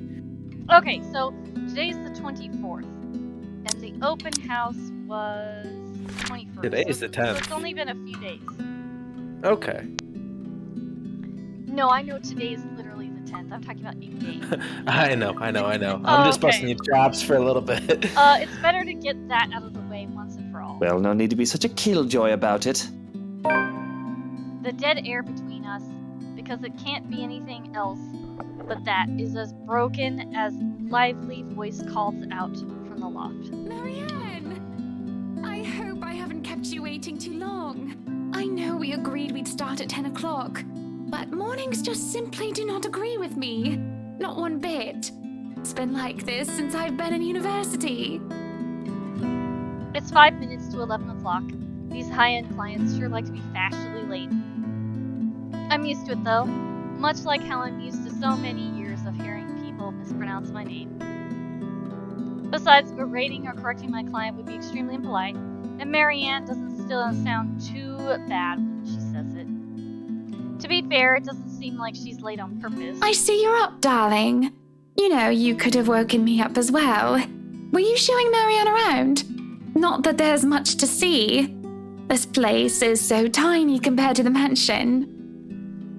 I'm more worried about the way she stares at me, judging. Such a look. Doesn't suit her pretty face at all. Just seeing Mrs. Wright reminds me too much of her. And maybe I'm starting to hear her again, see her again when I shouldn't. I should have left it all behind, forgotten it. To think she would be looking at me that way, I can just feel my hands tremble. Oh yes, just showing her around and getting to know each other. Isn't that right, Marianne? Yes, of course. And your butler was making breakfast a while ago. So if you want to get right to that... Breakfast would be lovely. There's no denying the clients when they invite me over the table. Though it is too personal to share a meal in their home, it would be terribly rude to deny their invitation. Besides, the pancakes did look heavy. I know. Those look so good. Why does art food look so delicious? Dang it. No comment. A bowl of clotted cream. I've never had clotted cream. Fruits, syrups, jams, and other spreads are laid out next to them, making for a colorful arrangement. You know, it's stuff like this that makes me want to be a private charter pilot so I can get hired by some rich asshole and then they'll feed me amazing food. That sounds like a win-win. Right? If this was a brunch with friends, I would have gladly helped myself to the whole lot. But if I were to do that though, then I'd actually have to exercise harder because, you know, I just get fat off being fed too often. I couldn't help but notice there's some subtext in that line. You're not wrong, and sweet Jesus, yeah, I feel the same. That's why I don't eat pancakes and syrup anymore, but anyways. But as it is, I accepted just a few pieces of pancakes and topped it off with lemon and sugar. You know, I was a tiny bit serious when I said I wanted a helipad. And you're not serious about the greenhouse, the vineyard, and the stables? Well, I do want those too, but I know you'll agree to those. We're talking about interiors here, honey. You don't handle exterior designs and whatever handles those sorts of projects do you, Marianne? I'm able, actually, and willing to take a project of that nature. I was an architect in Ireland before. Of course, I also suggest we finish the house itself before working on any additions to the rest of the property. There won't be any problems about ownership this time, will there? Pardon if I'm crossing a line, but the acquisition was rather quick. Oh, don't you worry. We've got everything sorted this time around. I've talked to Miss Cooper and Mr. John from BRC, as well as the old owners. Everything has been paid in full, and all we're waiting for is the paperwork from the land registry. They're letting us move in as soon as we please. It's not like they were living there in the first place. That's good to hear. The problems that could arise from renovating another person's home would be... well, let's not dwell on it. First off, we'll want to know how you want the place to look. It's pretty furnished as is, but I understand if you want to modernize the whole thing. Actually, I'd prefer to keep the place looking as it is, but at the same time, I want modern appliances. You worked on the Ludgate's Christchurch summer residence. I do remember there being an oven I thought was a simple drawer before. Make them look vintage, antique, blend in with the rest of the decor. Customize appliances then. I can't find someone for that, and if you can't tell me what you specifically want, it'll hasten up the process. We're talking about electronic appliance manufacturers. If you have a preferred brand to work with. Splendid! So, what is next on our agenda? All the other interior designers we've hired in the past did not have us this involved.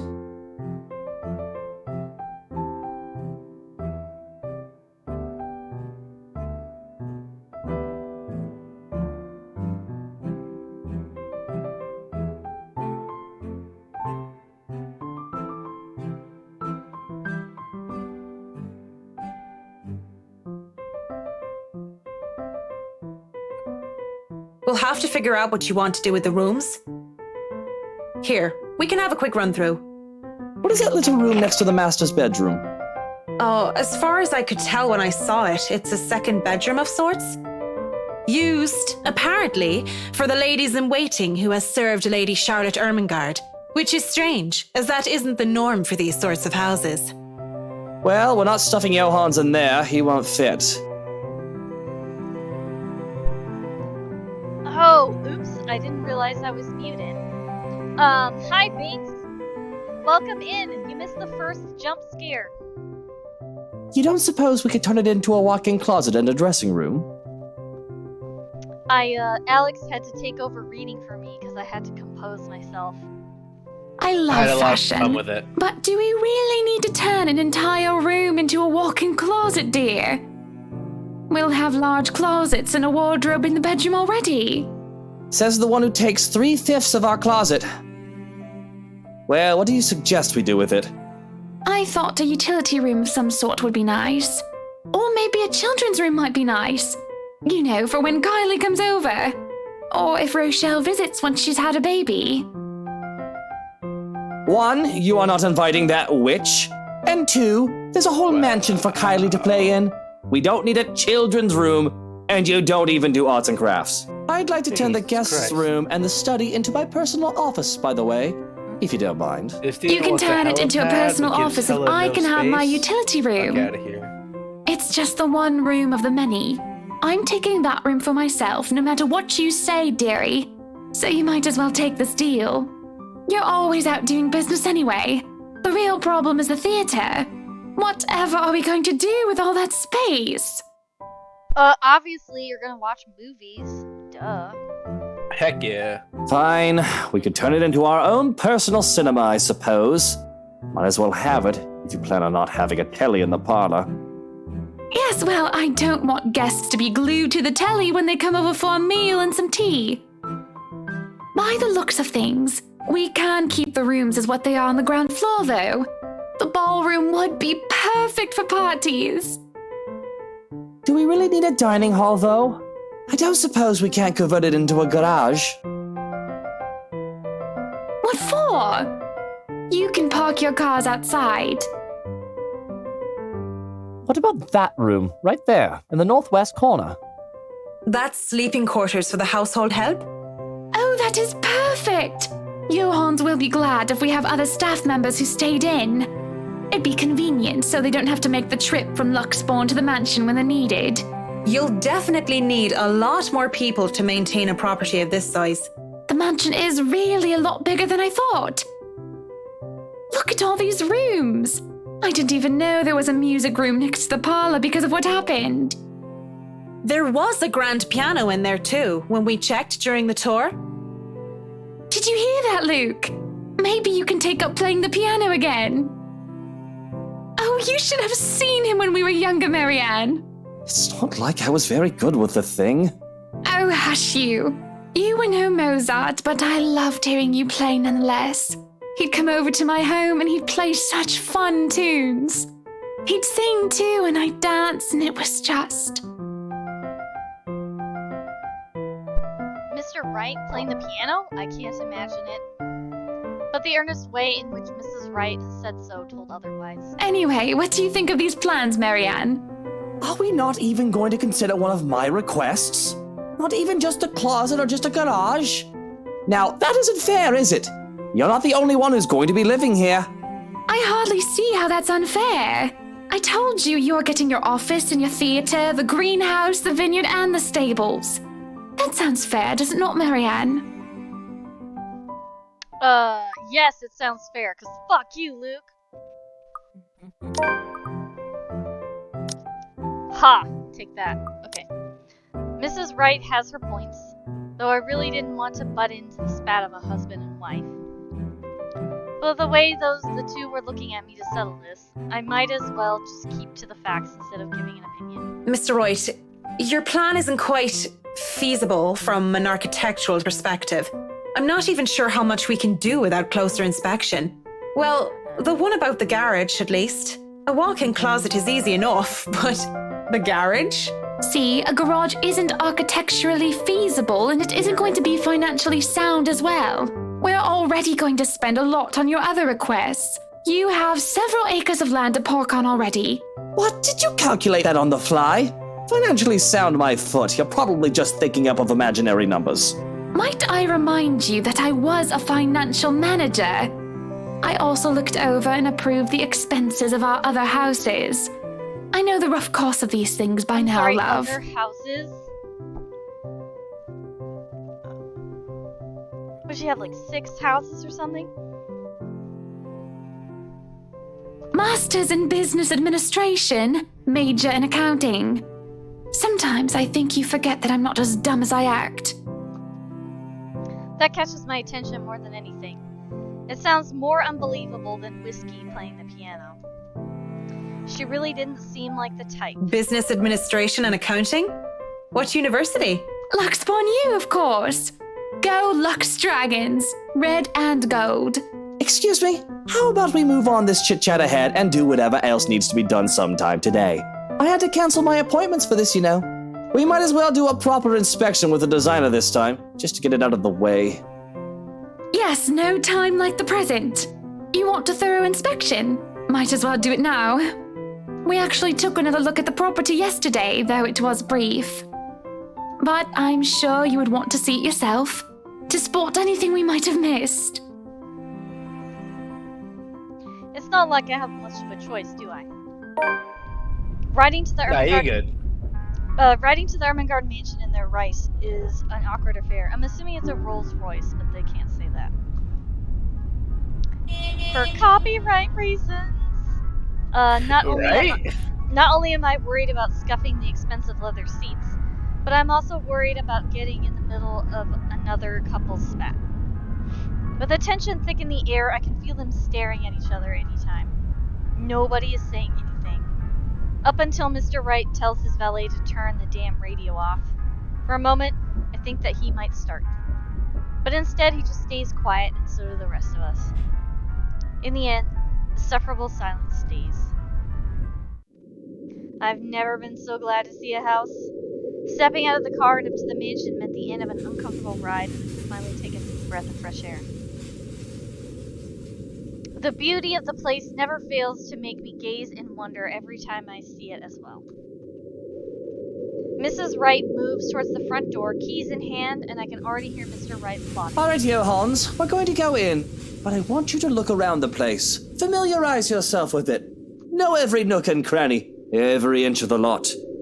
Go and see where we can put that vineyard and the other things we talked about. We'll want to know where to station security as well, so go around the perimeter and figure it out. Scout the property and circle the perimeter on foot. You do know this is 46 acres of land, sir. Well, you are not driving a car over the grass. Put those long, spidery legs of yours to good use. I didn't hire you to stand around and look intimidating. Go, mush. Dang, he needs to be punched in the face. Someday I'd like to ask how Johannes can even stand and tolerate the man. Why doesn't he just quit? Certainly the pay can't be that good. Even if I'm a bit put off by our mutual employer, the only thing that keeps me from bailing is the fact that we've already signed a contract. At least I'll be only working with him during the duration of the project. He works with them every day. Sometimes I think you hired me to make me suffer for your amusement. Someday I'd ask. I feel a bit bad for him. If it's any consolation, he'll be away from Mr. Wright, if only for a little while. We're able to enter the mansion after a bit of standing out there in the sun. This wretched, strange sunlight that is far too alien and rare. There had been a bit of the problem with the missus not knowing which key was which. The first item on the agenda would be a grand staircase. It seemed sturdy during the open house, but a closer inspection might say otherwise. There are no obvious marks of damage, nor wear and tear, probably rethreaded during the renovations. Peeking under the grand carpet, the wood is properly installed with the bark placed down to prevent the cupping. The carpet itself could use a vacuum, though. Structural conditions, from what I can see without actually dismantling the thing, look to be in good shape, and the handrails, support posts, are firm. The work on it should be commended. I can't look much more into the rest of the foyer, however, because Mr. Wright starts to hurry us into checking the dining hall. So, what do you think? Certainly we can't turn this area into a garage. It's Jacobean architecture. I'd say these would be pilasters and not buttresses, but you never really know. They really liked mixing up these elements. You could say it was pretty avant-garde at the time.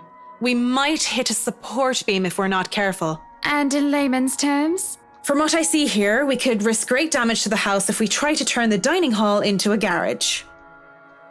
The man didn't look too pleased at this. There's a look of disappointment before he sighs and looks around the place with an air of defeat. When he moves to speak, I dread another unreasonable demand. Again. This will stay a dining hall then. But if I may have another request instead? No! No more of your shits!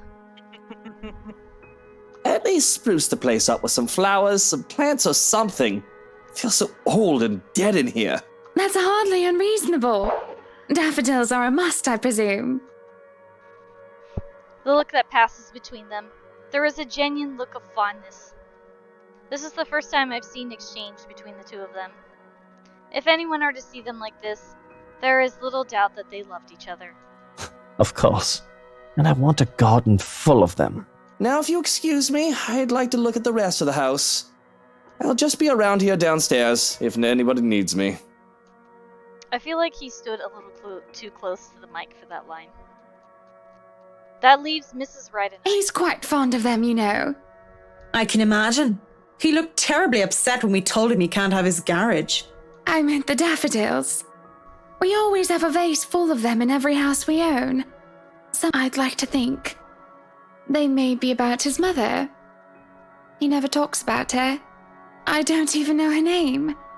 He likes to flatter, claim that they remind him of me, but he's always loved the flowers, even before we married. Much like the piano, I didn't take him for a person who liked flowers. Daffodils least of all. What's next? Am I going to find out that Mr. Wright saves kittens from burning buildings? I'll go and snoop about upstairs. You go and do whatever it is that you have to do. When she goes without even asking if I need her here, I'm left standing to stare at the walls.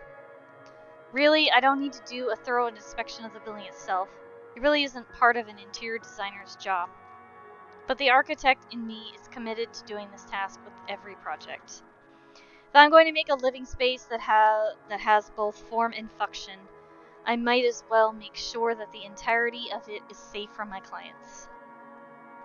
Since I'm already here, I roam around in the dining hall to check things off my punch list, if you will. When it's time to move on, I hesitate. Mr. Wright said he would be somewhere around here on the ground floor, and I really didn't want to be alone with whiskey.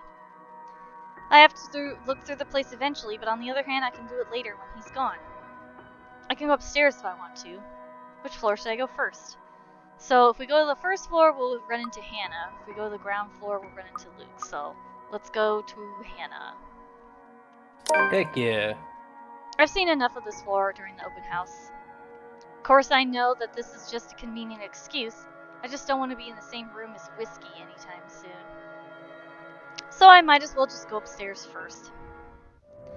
The banisters on the grand staircase landings are solid and at a proper height.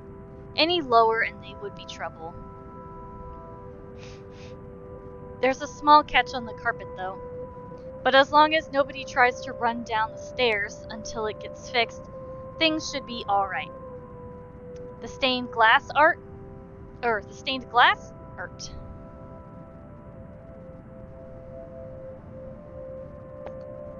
Oh, shoot.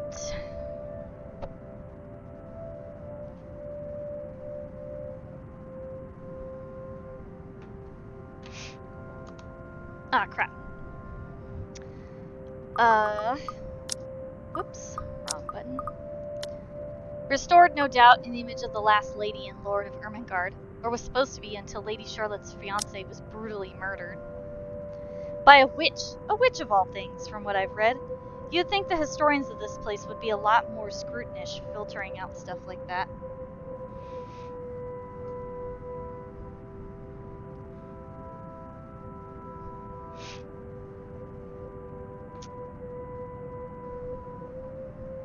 I'm amazed they bothered with it, instead of replacing it with some generic cookie-cutter design.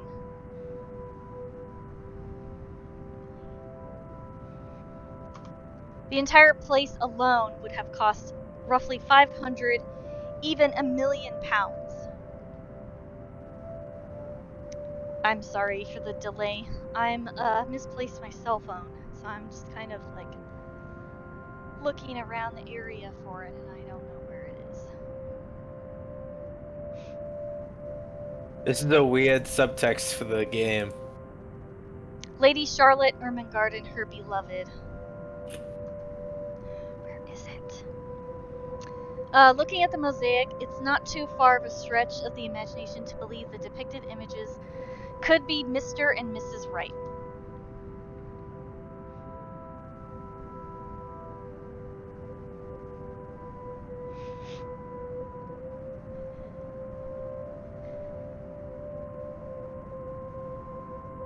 It can be easily assumed as such if one doesn't know the history of the mansion. Really, a place like this should be protected by the government as a landmark. But what can I do about it? Walking into the East Wing, I try to go to the theater, but I'm met with an obstacle. Yeah, an obstacle called the Butler. Not to be confused with our friend Michael Butler. You took it from me. Ah, dang it.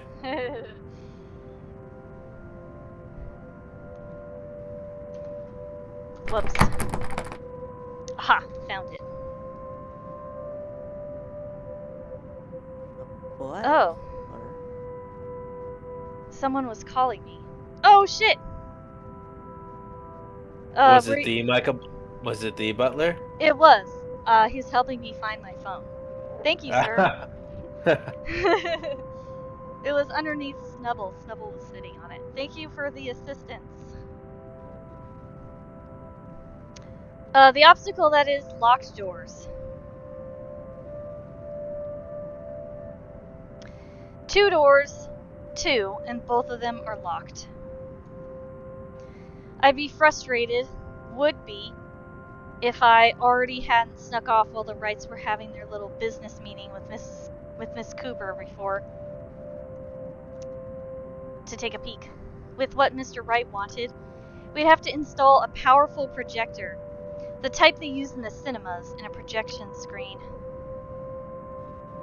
The seats would have to be reupholstered, if they're any comfort, and the walls will have to be covered in dark material. Paint, wallpaper, or instant wall-to-wall carpeting.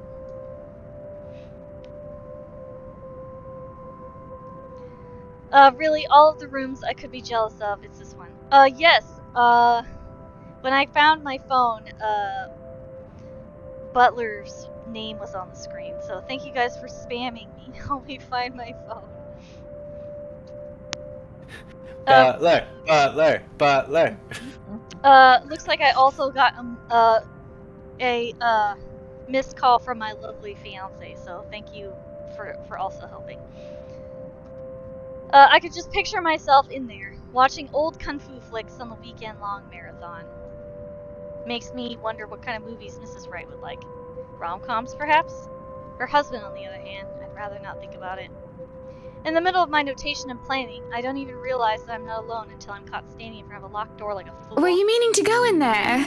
I'm afraid we won't be able to open it up today. Oh well, I wanted to, but it's fine. I can still survey the rest of the place.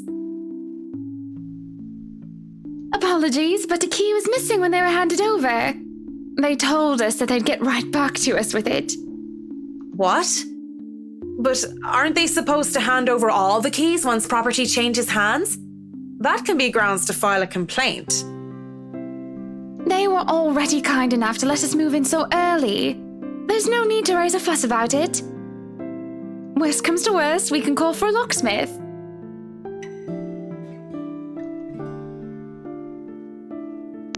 The air is heavy and somber when she grows quiet and glances out the window. Out towards the vast expanse that surrounded what would be their house. Their home. Then she looks back at me with a sigh and a bitter smile. Flowers. Yellow flowers. Daffodils, dandelions, and sunflowers and the sort all up front. Just a whole garden of them. They'll make the house look lovely, won't they? Of course. A garden is a wonderful addition to any home.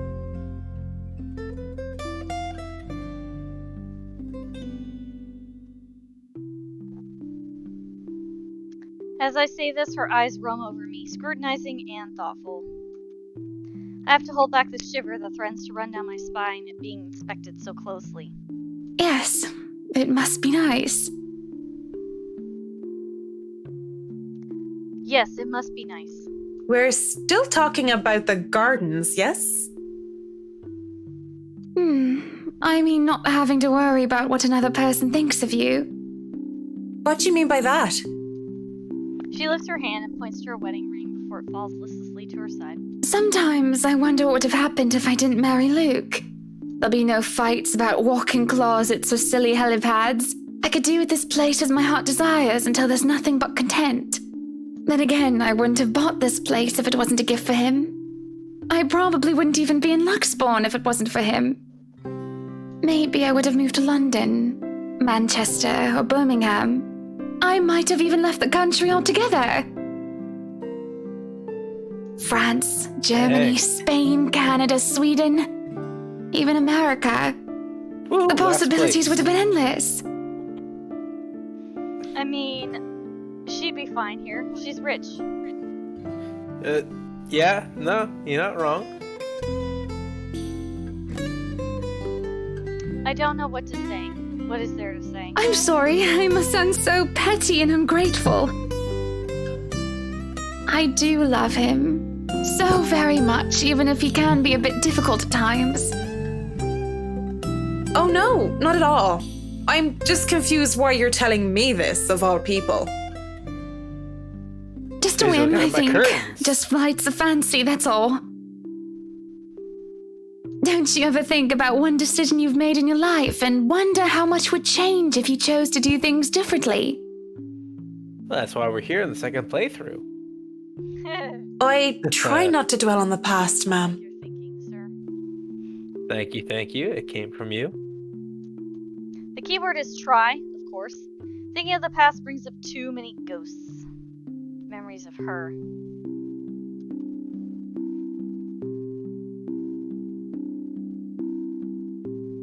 And I do wonder what would change if I just said yes when she asked for me. Maybe she'd still be with me.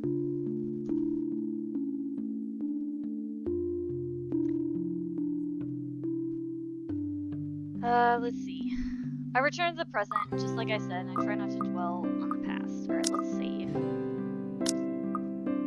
Alright, let's go with you must have been quite the pair. You must have been quite the pair, Mrs. Wright. Oh, sweet. Bonus points with Hannah. Hannah Evans and Luke Nice. Wright taking Luxbourne by storm. At least, that's what I've heard. That gets a giggle out of her. And can I be blamed if I like the way her eyes crinkle or how she sounded when she laughed? Quite the celebrity couple, according to all the newspapers. But it wasn't always that way. Father certainly didn't approve of him at first.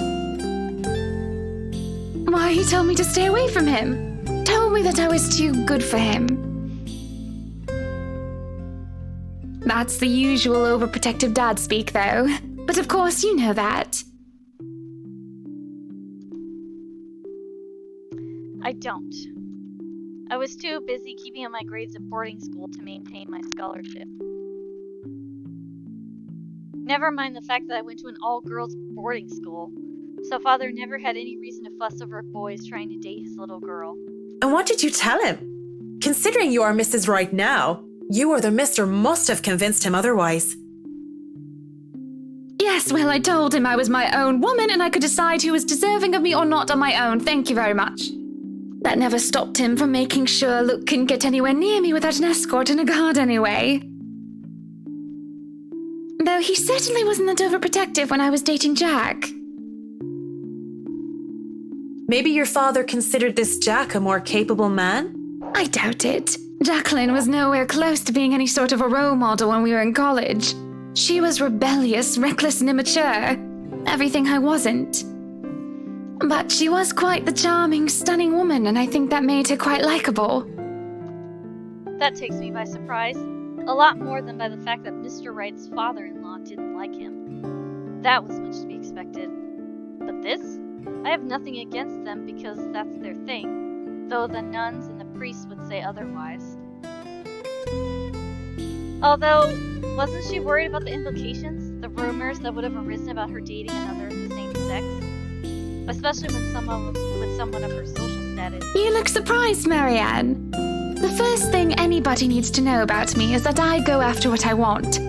And when it comes to who I love, it doesn't matter to me whether they're a man or a woman. It's a nice enough sentiment. Still, the thought that this lovely lady before me had once been with another woman, I can feel my cheeks heat up a bit and I panic, thinking they might be red enough for Mrs. Wright to notice. I can't tell, though a coy smile graces her lips. Legs, we called her, because of how often she was running about because of one thing or another. Climbing up walls and, what do they call it now? Parkour. And also because of her, haunting a mansion? well, That's what it legs. sounds like. Yeah. How about that ghostly figure of a woman in the corner? Oh yeah, she's entirely a paranormal entity. I'm not gonna lie, I panicked for a second and looked at the open door and was like trying to see if I saw something. I see a doorknob and some mystery. And you went But after mostly her? a doorknob. Not right away. When I first met her, I wanted nothing to do with her. She was so improper and uncouth. But I slowly realized that didn't mean she was a bad person. On the contrary, she did many a good thing and was always so nice to others. I found myself confused. I couldn't figure out if I wanted to be her or wanted to be with her. So I approached her, told her that I might have fancied her. And your father didn't mind? He must have thought it was my form of rebellion. But he never watched out for Jack as much as he watched out for Luke. If I didn't love my father so much, if he hadn't raised me right, I think I might have told him to bugger off. He's never been more attentive of me than when I started bringing home dates. I'm sure he loved you very much. She laughs once more, a glow about her. I know, she says with a smile. I suppose I've taken too much of your time with my silly stories. You still have much to inspect? I still have most of this floor, and I'll want a quick run-through of the ground floor again later. I shan't keep you from your work any longer then. Just call me if you need anything. I'd like to look around myself.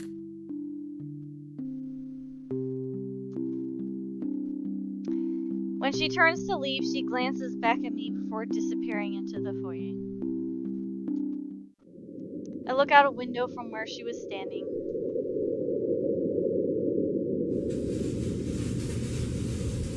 And I move on. Alone with nothing but my thoughts. And her. Finally, some peace and quiet. Thought the old biddy would never leave. It's utter madness hearing things. I reckon it's the stress. Though I don't know what exactly I'm stressed about. If meeting Mrs. Wright had really thrown me for a loop, I'd be worried. If I'm developing some sort of psychosis or disorder, well, I'd call a doctor. But hopefully it isn't that. Not right here, not right now. I mean, it could just be that the personal talking cricket, the conscious, so to speak, and I'm only noticing now. Though, if it isn't, if it is, it isn't very helpful. Pushing the dilemma of voices in my head aside, I go back to work. I can barely make it a few steps before everything tilts and shifts. I don't really stumble, but it feels like I'm being thrown off my feet and the rest of the world just follows. Though my feet stay firmly on the ground, and even if I stay mostly upright, I feel like I've been heaved and put off balance. I have to close my eyes, in the hopes of willing the sudden sense of vertigo away, but when I open them... Oh, that's so lovely! Isn't that so grand? Just so beautiful. I love the decorations. Yeah, ketchup. That's a whole fuck ton of ketchup. I mean, that's why Heinz is always there to back you up. Well, I don't feel any less sick because of the sight that greets me. Blood dripping from the walls, ceiling, It could have been barbecue sauce. pulling downward. I mean, it'd smell better than ketchup, that's for sure. Oh, it would. Seeping into the curtains and the carpet. A wave of nausea, stronger than the last, hits me along with the overpowering stench of blood and gore. I want to bolt. The rational part of my head is telling me to flee. And I would have gladly done as it asked if only I didn't hear her. In here, Marianne. Come on. I have something to show you. I could have ignored it. Would have ignored it if I only heard it in my head. But I swear that this time it's coming from one of the rooms. Much further into the study. I feel compelled to pay attention. I just can't turn around and leave. Not when it's her. I don't even think as I follow the sound of her voice. Lorraine. Lovely Amanda Lorraine. You know what? I'm gonna look up how to say that name. Give me a second, folks. La Sarfiona? It's probably got some sort of Irish pronunciation, so like I don't have to pronounce all of the... Yeah. Okay. Oh wow, it's an Irish It's like name. that actor, like what? Sasha Mirren something. Oh yeah, It's just Saoirse? like it's so...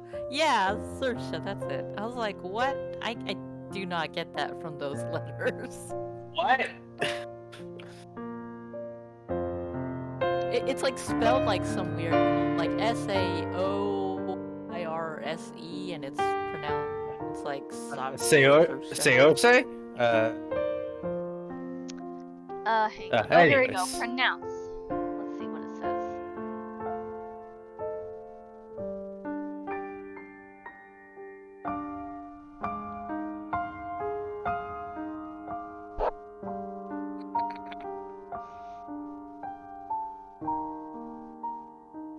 There's just a bunch of videos on how to do it. I don't want a video. I just want to see what it says. She's just Lorraine. Yeah. Right? No other questions to ask. Just, yeah, I'm Lorraine. Like, alright, cool. Welcome to the group.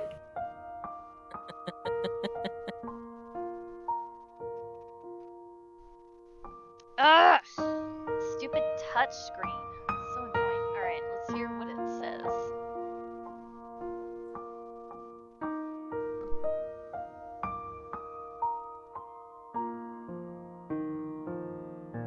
Oh wow, it's called La Serena. Oh. I would have never gotten that. Like ballerina. Like... Yeah. She was my friend.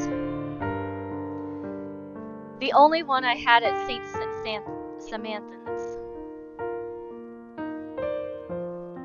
I was a scholar, the charity case, in a school for the privileged and prestigious young girls. They all looked down on me, if they cared to look at me or acknowledge my presence at all. All except her. Oh, stop your crying. You know better than to listen to Maeve. Why I gotta teach that butterface a lesson? Wait, no, lass! I don't want you getting into trouble with the sisters again! Relax. It's not like I'm going to stomp her and her lackey's arses flat like last time. Come on, let's just go back to our dorm room. I don't want to be on my Tobler while you go get yourself punished. You'll be fine.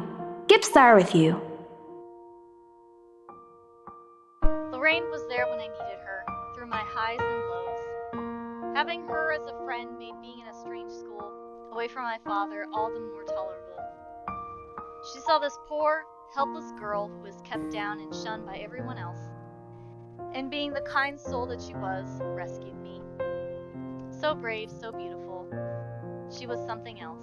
I'll eat all the chocolates stashed away in your closet if you go. I can get more. Just don't go complaining to me if you get a tummy ache because of that. Well, you don't want to get detention on a weekend, do you? It's a Friday. We can go to town and have some karaoke. And we can have a go at druids and demons again. You're not going to miss that just because of Maeve, are you? Sometimes I question what I did to deserve a friend like her. In the darkest corner of my mind, where traitorous thoughts lurked, I thought she had only felt sorry for me. Maybe she was just being a good Samaritan, offering a helping hand. And perhaps I had been too selfish to return the favor. You have a point. I'll just kick her arse on Monday then. That's not what I mean! I know what you mean, Em. Wait, where are you going? You just told me you wouldn't cause trouble. I still have something to do.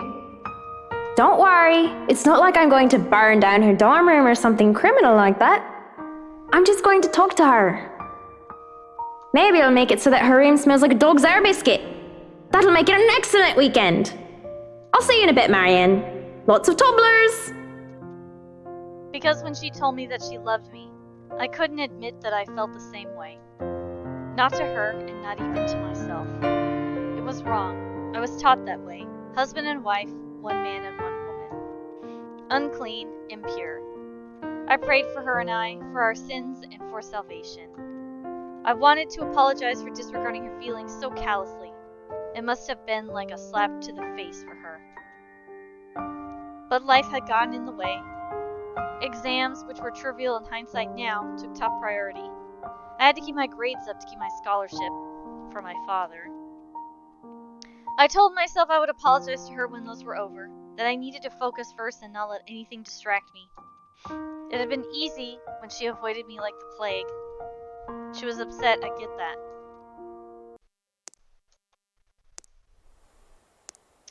I thought I had the time to make things right, but... At 7 in the morning, students found a 5th year dead. Assumed to have fallen from her dormitory window. They told us it was an accident. That was the official statement. But I knew better. She was dead because of me. Maeve had a hook and I kicked the bucket, didn't she? Ding dong, the witch is dead! She had, though she didn't say which, Lorraine. But at least Maeve had the courage to admit how she felt about me. I don't even know how long I've been stuck here in a trance. In the mirror, Lorraine smiles at me. She's as beautiful as I remember her. But then... I'm not gonna lie, I just got goosebumps like right now. I feel bile rise up in my throat as her clean image warps into how she looked when they found her dead, lying on the cold, hot ground. Like literally the hairs on my arm were standing up. No. Good Saint Daphne, great wonder worker in every affliction of mind and body, help me. I'm seeing things, hearing things. Am I going completely insane? Looking everywhere but at her. I hope and pray that it's enough to will whatever it is to go away. It doesn't even immediately register in my head that I'm just sweet. You, on the other hand, can't even look me in the eye. This isn't real. You're not. You're dead! I'm dead. Because of you. And you won't even look at me. I save? I did. Okay. I think you did, but that's a fair assessment. My breathing quickens, and I can feel my heart being torn apart by her words. I'm so sorry, Lorraine. Look at me! I can't take it because she's right. It was my fault. The least I can do is look at her, at what I've done. Lorraine, broken and bleeding, looks at me with such hate-filled eyes. Did we fail here? Hang on. Where are we?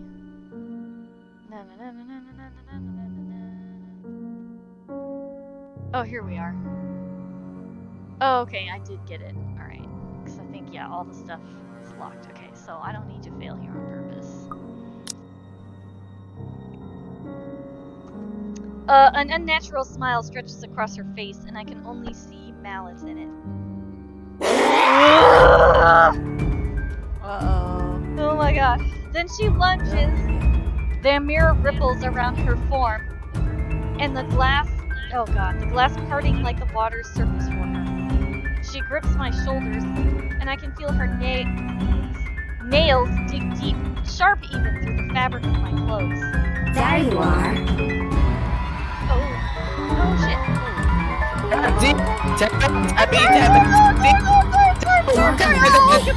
Goodbye.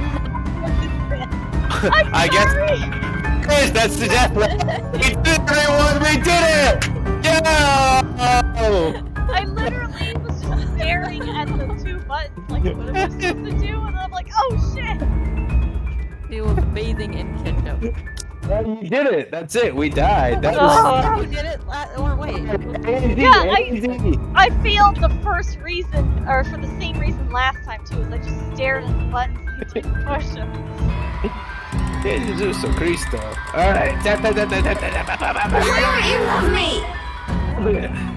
Why won't you love me? Because I am you. And self-hatred's the thing. Apologies spill through my lips as tears cloud my vision. But I won't give in to this mad ketchup. With every bit of strength I have left, I struggle to get away from her. Fear grips and threatens to choke me. I endure and I escape. And without turning back, I stumble back out. In my panic, I don't even care to look where I'm going. With one hand on the wall to steady me, I just hobble as fast as I can away from that mirror. I know where we're going. Freedom is bittersweet. I'm free from the madness, it seems, as running out of the hallway reveals it to be in pristine condition. But it means I've turned my back on Lorraine again. I have no plans of stopping, not until I know I'm safe. Go up to the attic. And if that means walking back to Luxembourg, as ridiculous as the idea is, then so be it. Well, yeah, because Mr. Wright doesn't have a car to take you back. Someone suddenly grabs hold of me, however. Fingers digging deep into my shoulder, and my heart nearly stops. My body seizes, and I nearly scream. Marianne, you look awful. I mean, not awful, but did something happen? Are you alright? Mrs. Wright, Without thinking, I sought comfort, saying that it wasn't her. It's a sudden impulsive thing to do, and had I been in better condition, I wouldn't even dare doing such a thing. But I didn't know what else to do. Though I know I shouldn't, her warmth, her scent, they grounded me. She is intoxicating. Marianne, what's going on? Oh, you're shaking like a leaf. Tremors run through my body as soon as my mind realizes I'm no longer in danger. I wanted to cry, scream about what I've seen, but like a scared child, I couldn't control myself. My mind couldn't reconcile with what I had seen. I should just write it off as a figment of my imagination. Yet I can still feel her nails cutting into my skin. Are you sick? Should I call for a doctor? I'm sorry, Mrs. Wright. Just feeling a little woozy and lightheaded is all. Let's get you somewhere to sit down then. Come on, don't worry, I have you. A lie. Her face is in her booba. Right? But a whole lot less complicated than telling her I was attacked by a dead girl. I'm sure she's really liking the boo bitch right now. I mean, they look like comfy pillows. When the feeling of fear eases off, I feel nothing but shame for my actions. I quickly back away as I clear my throat and nod my thanks. I think I've had enough looking around. If it's all right with you and Mr. Wright, I'll meet you outside. If you're sure, I'll have the car started. Do you need assistance heading downstairs? I'm all right, ma'am. Just go on ahead and I'll be right there. Oh, I have relationship bonus. Oh, nothing. Okay. It seems to placate her worries, though only for a brief second. Before she heads down, I don't miss the concerned glance she shoots my way, hidden quickly under another smile. I won't begrudge her for it, that worry. The look on my face must have been a strange enough sight on its own, even if I'm still reeling from whatever that was. Her voice still whispers in my ears. After all these years, she's still... No, Marianne. Shaking my head of the thoughts, I drag in a breath and follow shortly after Mrs. Wright. Whatever has happened in the past, it's long gone. Only memories now. And those are things I can no longer bring back. It's already dark as we make our way out of the mansion. With no lights, we are only illuminated by headlamps of the Wright's car and the stars up above us. The sight of them helps me compose myself much more than several minutes of being alone did. The car's engine is running, yet the two still stand out on the lawn. Mrs. Wright is busy, eyes up to the stars, and Mr. Wright's arm across has his eyes down on the ground. It is the crunch of grass under my heels that brings their attention to me. About time. What took you so long? A minute longer and I'd think the house swallowed you all up. Oh, hush, dear. I'm sure she has her reasons. Marianne doesn't seem the sort to idle. Sorry, I was just checking on something important. See, business is business and they take time, love. You should know that better than anyone. So, Marianne, what do you think? Are you the woman for the job? I know we already signed papers hiring you, but I want to be 100% sure that you are committed. I glanced back towards the mansion. Knowing what I had seen there, or rather who I thought I saw there, because there's just no way. Not to mention how I acted towards Mrs. Wright for goodness sake. I should feel the slightest bit hesitant. I was lucky. I've seen enough films to know what happens when a promiscuous woman enters a haunted house. This is my chance to turn it down, make excuses, and say that I'm not up to the task, that I need to take care of my old sick father. Just pay the fine, which is probably outrageous for a contract like this, and let it go. I should turn it down, but for some obstinate reason, I can't. In the same manner, I haven't let go of the regret that has shadowed me since that day. Much as I hate to admit it, even to myself, seeing her again, the mischievous glint in her eyes, the loose tendril of her hair curled around her forehead, it's something I've terribly missed, and now that it's here, almost within arm's reach, my father would tell me sometimes you simply have to go through with it, consequences be damned. And while I don't have any logical reason to say no, at least,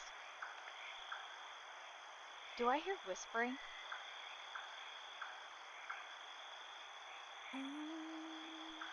Do you? There's crickets? Yeah, I hear crickets in the game, but I'm not. I hear the crickets too, but I hear something like a voice.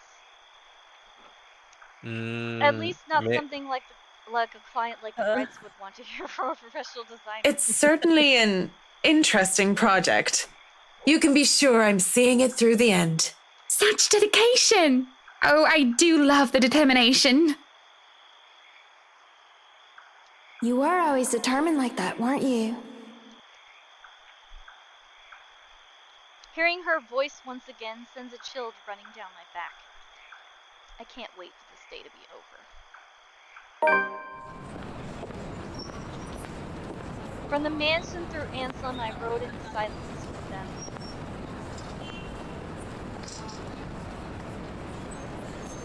But as soon as we hit city proper, I asked to be dropped off and bid them good night. I thought it best if I didn't stay too long in confined spaces with either Mrs. or Mr. Wright. Both seemed to cause me serious trouble, and if the project had been any less interesting or grand, I would have dropped it without a second thought. Would have, shouldn't have, won't. I assure them that my place isn't that far off, and I have to fight the urge to roll my eyes and groan when Steve throws me a little smirk.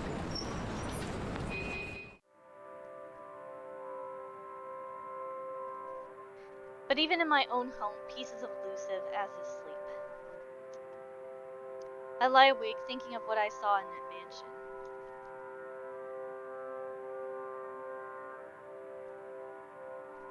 Of who I saw.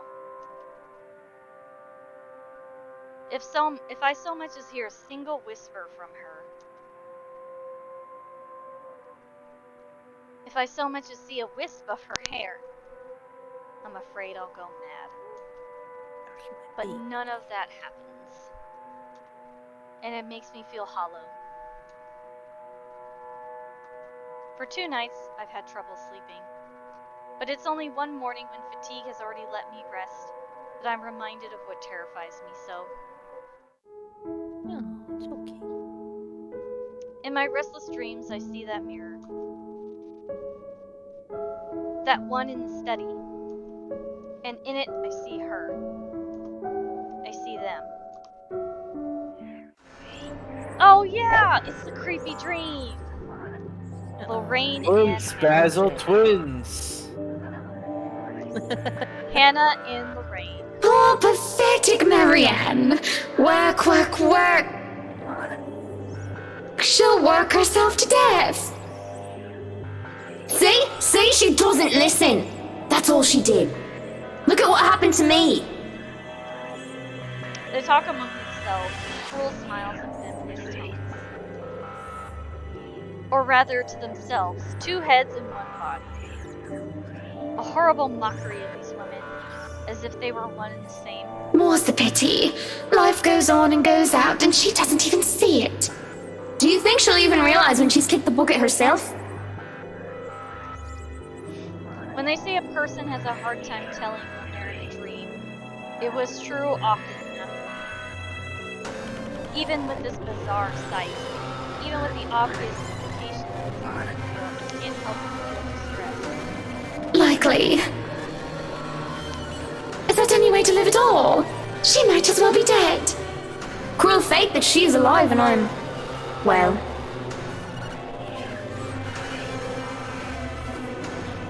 Though they speak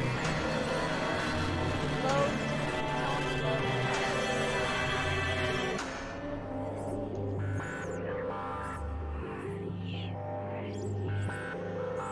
their whispers pervade the air, heavy and oppressive.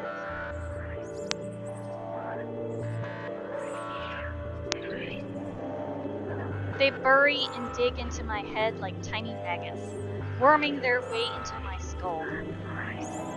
It is only then that they take notice of my presence. Eyes turn towards me, and I can only feel small under their screen. Caricature smiles etched on their faces, mimicking each other's grotesquerie. Oh, Marianne! How long have you been standing there, dearie? Long enough to know this shit's creepy. Come join us, Marianne. We won't bite. Unless you ask, that is. Have you been looking at us? Spying? How scandalous. Such a naughty girl. What? Couple cues, love some A's. I'm sure you were just waiting for something lewd to happen, weren't you? Ma'am, you're both partially naked. You brought it upon yourself. I don't.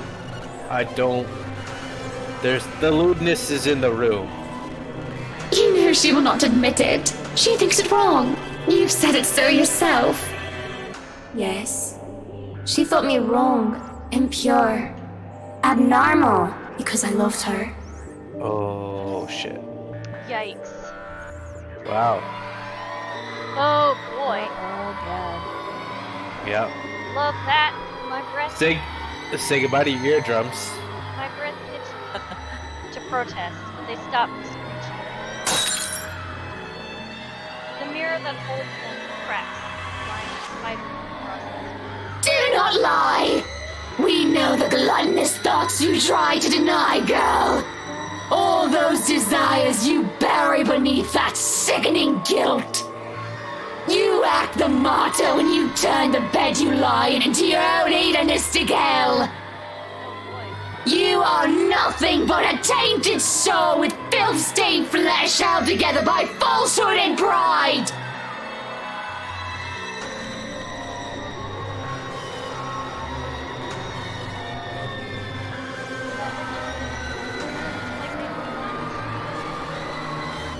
They didn't. Just kidding. I wake Oh feeling my god, it did! I wake feeling like the wind had been knocked out of me. I didn't hear whispering, I just heard screaming. Screeching, maybe. Bink says she's a fan of the creepy dream. Oh. It's not totally on my negative list. I'll say that much. With a groan, I squint and find a certain fluff ball sitting on my chest, looking as pleased as Punch. What? Whose cat is that? Oh! I was like one looking around because my cat was also bothering me. It's I thought it was Garfield. It's Dang it. Beruthiel. She is the overlady of cats, queen of despair and destruction of nice furniture. Though I can't stay mad at Her Majesty because it feels like she did something good this time. I was having a nightmare, but I can't even remember what it was about. Trying to recall leaves a terrible pit in my stomach.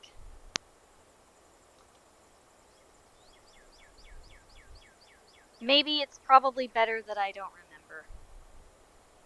remember. Good morning, Beruthiel. Who's the good kitty? Are you hungry? Is that why you woke me up? Meow, meow, meow, meow. Yes, that is why she woke you up. A content purr comes from my sweet dear before she jumps off the bed and trots towards the kitchen. On the other hand, it takes me a bit more before I roll out of bed and start my day. Mornings before work is always a quiet affair. Shower first, then a mug of coffee and a bowl of oats. Sometimes I do stretches, and I always check my work email. The Wrights will be moving into the mansion today. I don't think the paperwork is officially done yet, but it isn't too far-fetched to think that they're allowed to start their move despite that.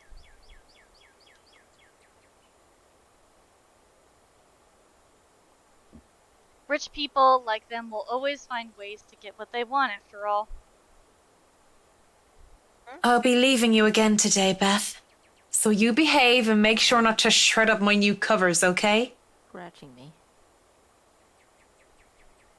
What did you say? And don't worry, I didn't forget tomorrow is Black Cat Day, so I'll throw you a party. That son of a gun. But only if you behave like a proper lady.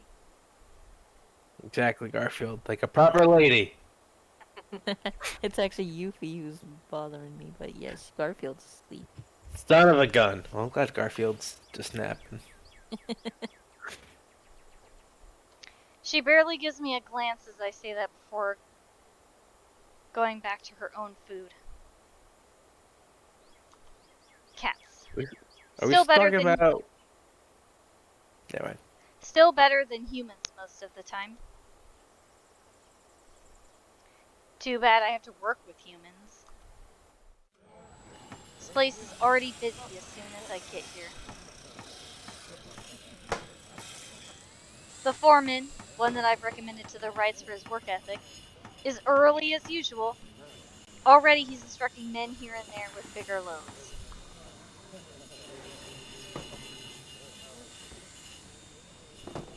I have no chance to talk to him as Mrs. Wright appears and greets me with a warm smile.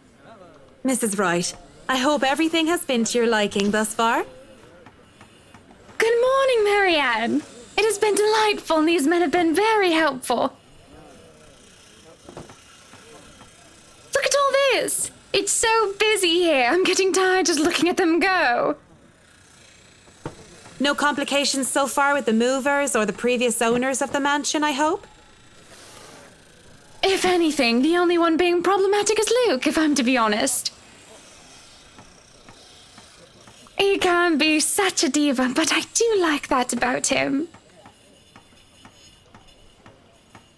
She stops, looking up at the upper landing where Mr. Wright comes through with the two other movers, and the mirror from the study. Oh, do be careful with that mirror. We wouldn't want anyone getting hurt because of broken glass. Why are you even having it carried around? Oh? You did say you didn't want the mirror, and I keep getting distracted by it. Yeah, because it's super creepy. I'm just guessing he looks at his own reflection. That's why he's like... Right. If I'm going to turn the study into my office, I'd rather not have it there. Oh my goodness. Alright, never mind. Where can we put this? Straight up your arse. Right? That was my first thought. I just thought, wait, but this is going on. I thought the path, they were already hostile to each other, but no? I maybe my... They are, but this, I forget, where they start getting really hostile at each other. But you're right, there are supposed to be hostile to each other. I can look at our handy dandy notebook. Let's go, notebook! Come on. Alright. Let's see. Oh, there's a new entry. Okay, creepy girl in the mirror. Okay, so this must be today then. I'm guessing. Well, you are not putting it in our room. Why don't you go, I don't know, put it in the wine cellar for now? We can figure out to full store it in the attic or somewhere else later, yes? Oh, that's how it gets in the wine cellar.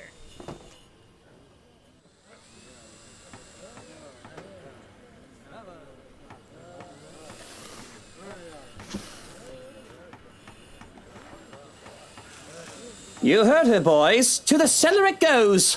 Mush! What are they, sled dogs? Oh! The movers bring down the mirror one step at a time, no matter how much the man tells them to hurry. An unsettling feeling grows in my stomach as I see a reflection in the bloody thing. And I look away, not wishing to risk anything. If I see Lorraine's image in the mirror now, I wouldn't know what I'd do. I don't have the luxury of privacy right now, and I'm not going to break down in front of all these people. Surprise! Right? As soon as they go into the kitchen, I realize I'm holding my breath. I let out a sigh of relief when I think nobody's looking, and I go back to the task at hand. And the ghost rips a massive fart. It'll be a terribly busy day, and there's no need for me to even think of anything else. I will talk with the foreman and fill him in which room is which. It seems I'm doomed not to get any significant work done without being interrupted when it comes to these particular clients, however. Marianne, dear, have you had breakfast yet? Well, I do believe it would be considered brunch at this hour. Oh, yes, Mrs. Wright. You must join me. Johans has already been breaking in the kitchen, as they say.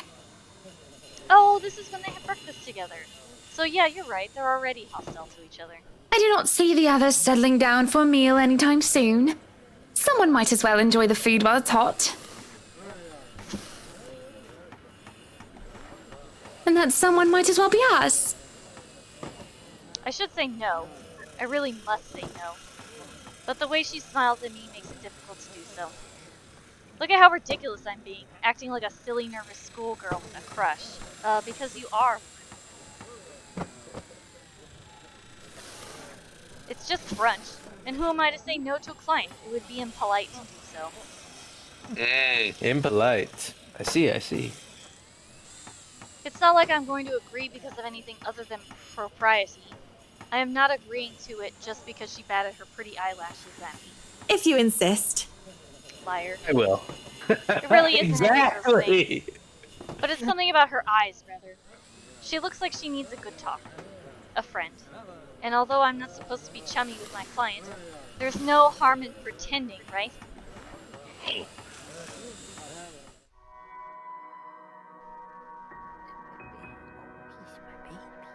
Of course, I've been wrong on many occasions before. Maybe there is plenty harm in pretending that I care. Because pretending I care might lead to actually caring.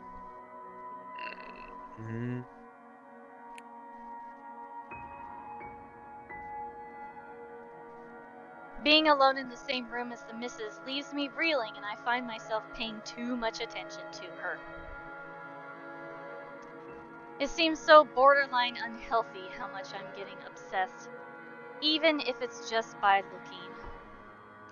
And it's the little insignificant things that I notice, like the way she plays with her hair or how she smooths down her dress. Up, higher, come on now!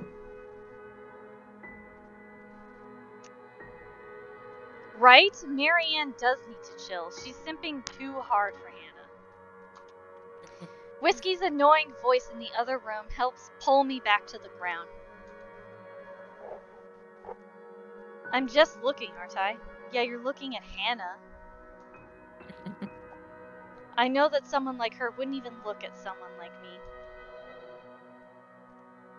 Still, there's some time to turn around this bad decision. I'd really like to thank you for inviting me to breakfast, Mrs. Wright. But I already ate, so I should really go back to work. Nonsense! You arrived so early. You must not have gotten a proper meal. Sit. I'd situate us in the dining hall, but it is a mess right now. Her concern is sweet, as is her smile. But I'm really not here for idle chit-chat, something I keep forgetting. We're both distracted when the food arrives, and it's enough for me to stay, at least until the meal is over. No more, no less, just to be polite. Thankfully, the conversation steers into topic I'm comfortable with, work. This goes on for a bit, and I can't be more relieved. Most people don't understand, calling me a workaholic, but I choose to work in a field I'm enthusiastic about. So what if my career is also my hobby?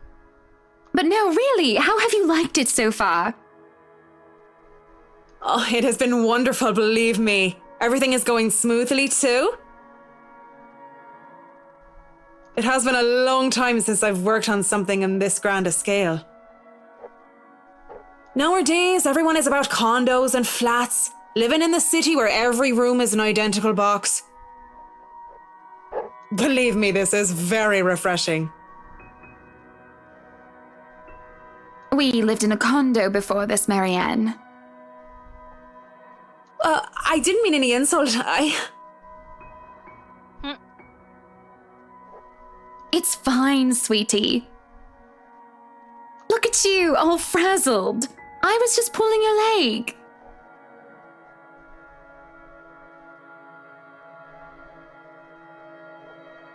Luke wanted that penthouse when we got married, and you can thank him for purchasing this place as well. Ha ha ha ha ha ha ha ha. Oh. Wait, doesn't she own the house? I'm pretty sure. See. I have no business with it though. It's theirs to hash out. But apparently, the momentary confusion has been visible on my face. Don't be fooled. I'm just the treasury. I wouldn't be able to make a purchase this grand without his seal of approval. I see. That's it. That's all you have to say. Yes, what else is there to it? Without warning, this nice friendly chat devolved into something horrible. Something sad. But I really don't know what to say, Mrs. Wright. we were talking of no topic in particular, and... Luke. We were talking about Luke. About him not eating breakfast with you? About him treating me as if I were some treasury. Despite my general dislike Yeah, of the this is upper where she class, loses. I sometimes This is it. feel pity for them. I'm sorry, say that again?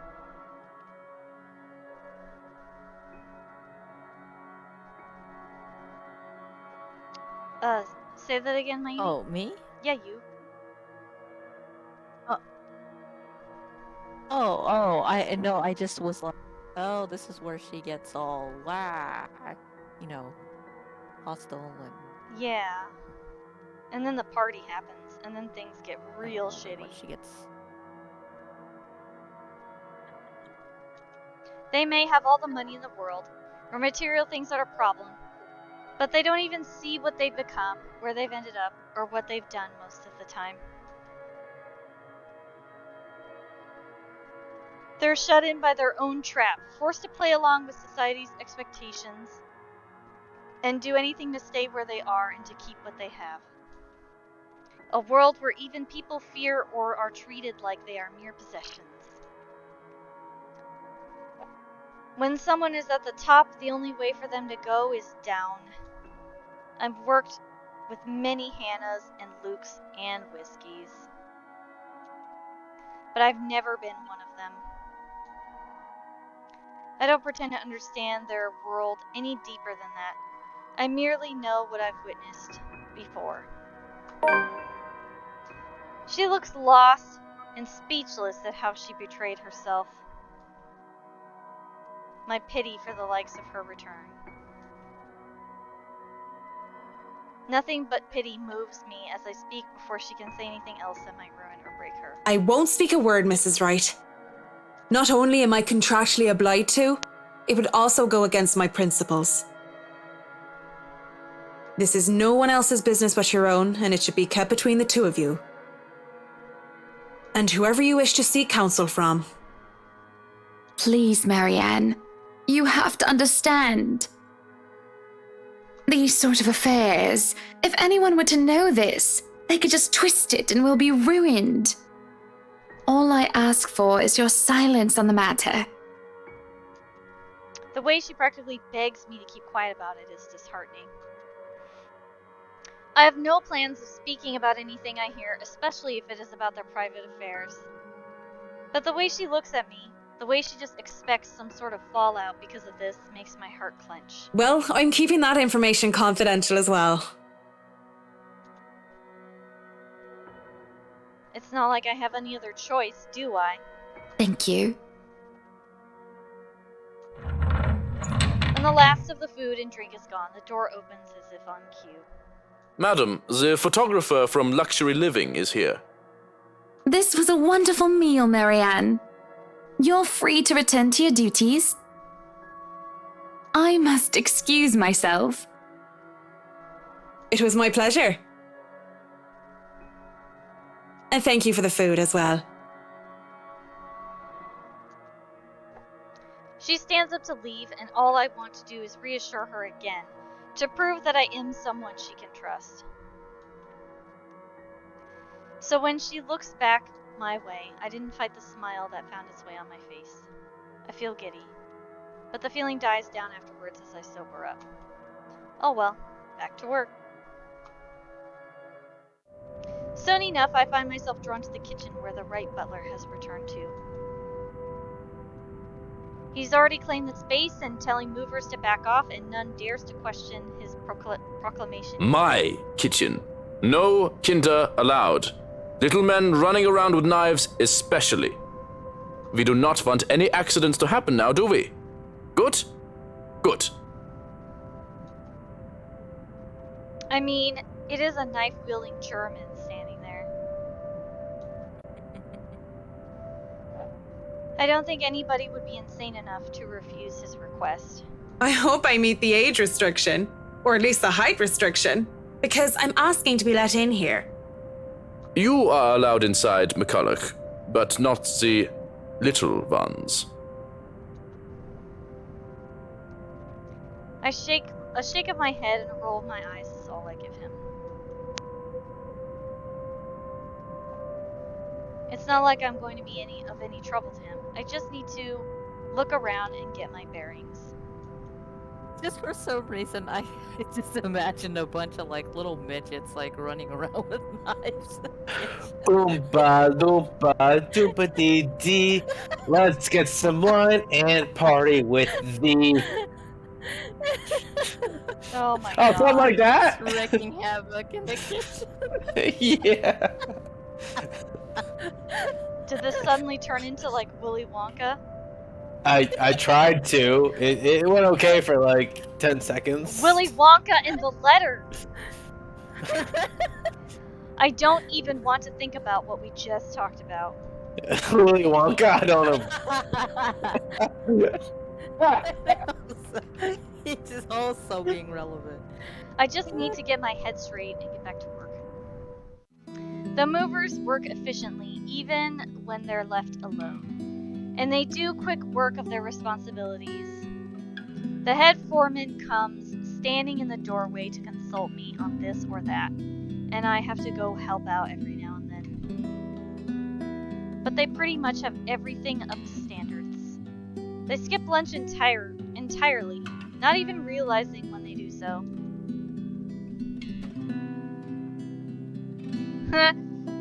Luke says, Oompa Loompa, gloobity glouse. There gonna be some stabbing in this house. What the? Fantastic times. Oh, yeah. Yeah, great. Nevertheless, all is well as the butler gets heating up the leftover bubble and squeak from breakfast and makes a generous batch of fish and chips for them. Most likely simple in comparison to what he serves to the Wrights, but well done nonetheless. That smells good. Want to wrap up some for me to go? It's an idle conversation more than anything. My thoughts, as they are, preoccupy me. If there are any left, one can't go wrong with fish and chips. Everyone loves them. Even my husband. And he's American. I don't like fish and chips. That hurts my soul. I don't think we can be friends anymore. I'm joking.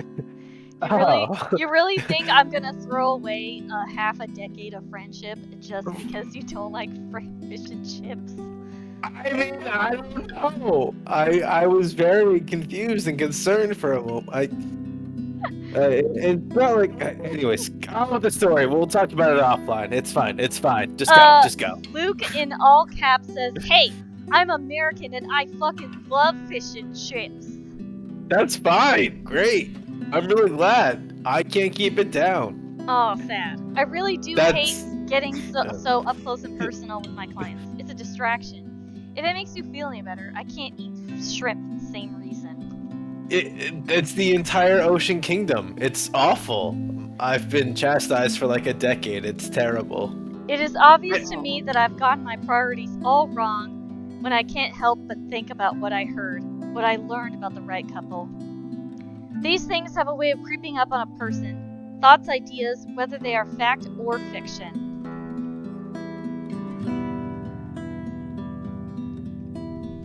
They creep up and fester, crawl and wreath in a way that twists. I hear giggling, delighted and mocking. And Luke says, to be clear, I was yelling that at the butler, not at you, Alex. Oh, I know. They creep up and always suggest the sensation of fingers ghostly briefing my arm causes me to freeze and hiss. Don't! I half expect her to be there. Whoa, no need to scream bloody murder! Oh, it's you! Ew. Oh, weird. It's not whiskey. It's just me. Mr. Right. Quick, down before you break glass. But it's just whiskey. Don't do that again. Okay. Ever. I don't like being scared. Though I don't believe in the likes of spooks, being startled is not on the top of the list of things Marianne likes. But I'll go down to the basement. No, that's okay. Hard pass on that. But how does she die otherwise? I'm not gonna spoil that for you, and to be fair, I haven't seen it either. I just know what option I'm supposed to pick. Oh, okay. Lucky for him, I have nothing within reach. Or he would have gotten on friendly terms to something, like a rolling pin. What was with that reaction? Were you really scared? Has Johann's been telling you ghost stories? He just loves to scare people. Isn't that right, Brother No, Gurium? I'm telling you midget stories. Isn't that right, Wow. The butler's expression is unreadable. I hardly see any emotion on his face to begin with since I started working for the Wrights, aside from vague amusement. There must have been something there, though, judging from Mr. Wright's own content look. The expression on Mr. Wright's face is almost cruel. But neither of them spoke, even as Johannes leaves the room to serve their workers their late lunch. So, now that we're alone, Marianne, what are you so jumpy for? I was just thinking about all the urban legends the movers have been telling me about this place. Don't tell me you believe in that tosh. They're nothing but tales made up to scare children. Timmy, Billy, don't you dare go up to that big mansion and get in trouble there. The ghosts are going to get you. Oh my god. Anyone else want to slap him in the face? I had several questions, but I guess, yeah. What are your questions? Can we slap him in the face? Yes. The answer is Okay. yes. Just whoosh. Good. Alright, That's a really boring the way to big look at question. it, but that's usually what it is anyway, no? Like I said, I was just thinking. It would be a relief, actually, if those rumors of this place being haunted is true. That just means I'm not going bonkers. Hearing, let alone seeing a dead person isn't exactly the symptoms of a healthy mind. Sure, it means there would be such things as ghosts or ghouls and goblins, but at least I'd be sane. On the other hand, there would actually be a dead girl walking around. If you could excuse the inane question, Mr. Wright, you haven't noticed anything weird here? A simple enough question on the surface. Yet I notice the man stiffen as the question leaves my mouth. I wouldn't have noticed it if I wasn't watching his reaction intently. But in his eyes, I see something dangerous. It depends on your definition of the word weird. Are we still on the topic of this place being haunted? Because no, things have not started to fly around and we have yet to require an exorcism. I don't think my head would like to do the whole 180-degree turn thing. I mean, if it did, that would be cool. Well, maybe that, but right? No strange people? Aside from my usually weird butler and all the weird men traipsing around touching my things? No, not really. Why do you ask? Have you noticed anyone strange while you were here? Because you must report it to Johans and he'll have security handle it. But these reports better not be about ghosts and things that go bump in the night. I don't want to waste manpower on the boogeyman or senseless witch hunts. Oh yeah, because you don't lose I'll sleep keep that any in over mind, shit. Mr. Wright. Of course. But no, it's nothing like that. I guess the mansion is just strange for me. It's a unique project. No strange men or women lurking about then? A dead teenager would technically qualify as strange. But yeah, the whole I see dead people thing isn't going to go over well. None that I know of. But I'll inform Johans immediately if something comes up. I'm serious, Mint. You see anything, anyone suspicious, and you report it. Immediately. I think that goes without saying. The concern he had on the talk of security is quickly gone. His arrogant, smug smirk returns, if a bit subdued. Whatever smarmy remark or innuendo he has at the ready never comes, though, as voices from the dining hall ring out. So, is this a full-time job for you then? Nah, I just freelance mostly. For magazines, newspapers. That must and be events. Ashton. So you No, that's can't Zach. really call it a full-time job. Oh, now I hear it. Ash and Hannah never interact. It's fun and it puts food on the table. Oh, yeah, it's the party. It's not Okay, what I okay, really okay. wanna do. At least not all the time. That would be the magazine photographer, I presume. As always, Mrs. Wright talks in such a kind and cheery fashion, no matter who she's talking with. It certainly puts people at ease around her. It sounds like it's working on the photographer, too. Hearing them, though, seems to put Mr. Wright in a sour mood. At least if his small scowl is anything to go by. he jealous? Let's see. Ask if he's alright. Because we're not gonna lighten the mood anymore. Hey, are you alright there, Whiskey? You're looking like you need a serious drink. What is it that you want to do then? Films. Documentaries mostly. But cinematography is a lot more difficult than photography, right? I was working on this thing, actually. I'm fine. Just a bit winded from all that moving about. It's been a long day. And the day's not over yet. So if you can excuse the bluntness, you either shape up to help or ship out back to your room and let us do the rest of the work. Wow. He hesitates, eyes locked firmly on the door that led into the dining hall. Even now, we can still hear as Mrs. Wright and the photographer chit-chat in between shots. It's not my place to say this, but she really does seem to care a lot about you, you know? There's no need to remind me of that.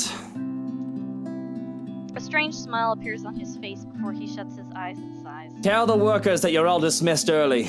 That's nice and all, Whiskey. But we really shouldn't just take off. Delays aren't a good thing when it comes to big projects like these. The sooner we tackle certain issues, the better. And I trust you can take care of these issues another day. Don't make me ask again, Mint. Just tell the others they can go home early. And to not worry, they'll still get paid the remaining hours.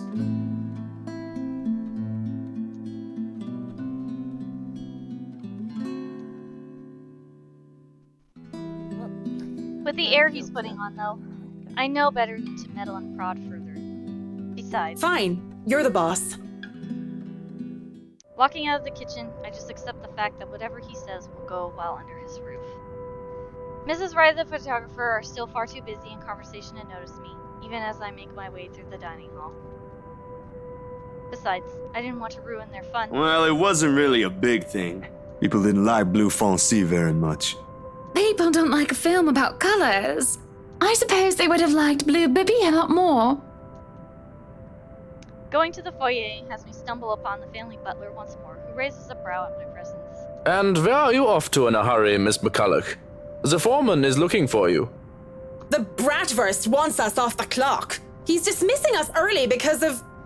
Oh, I don't know. He just wants us out of here. I'll go and call a cab for you then. It would be for the best that you leave when he asks you to. I don't doubt it.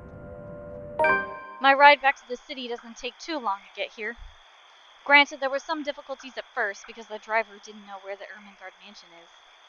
He tried to have us hand over GPS coordinations from our smartphones, or some other techno-babble I didn't care about, and the butler didn't understand.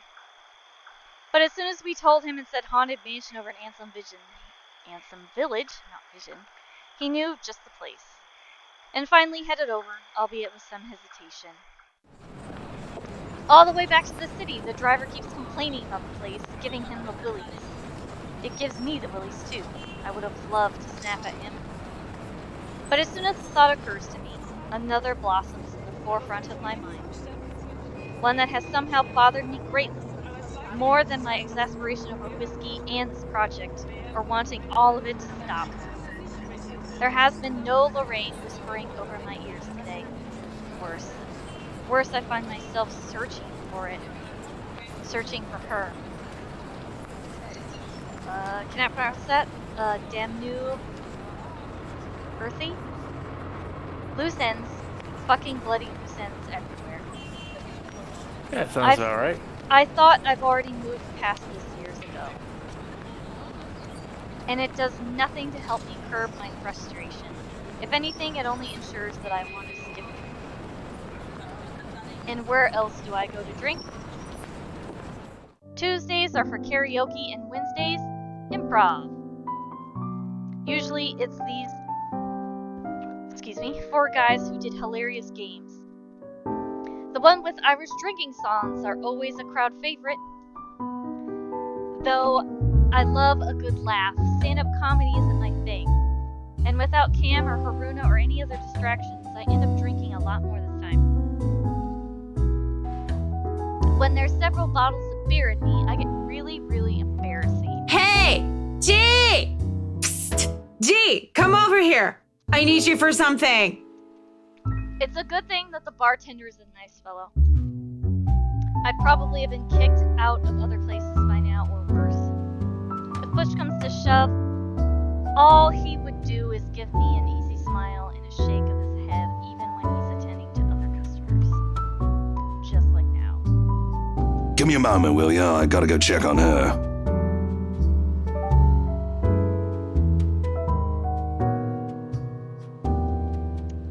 I'm pretty sure I've seen him here before a couple of times. Although he never talks to anyone else except Jean. Oh, that's right, this is where Ash is.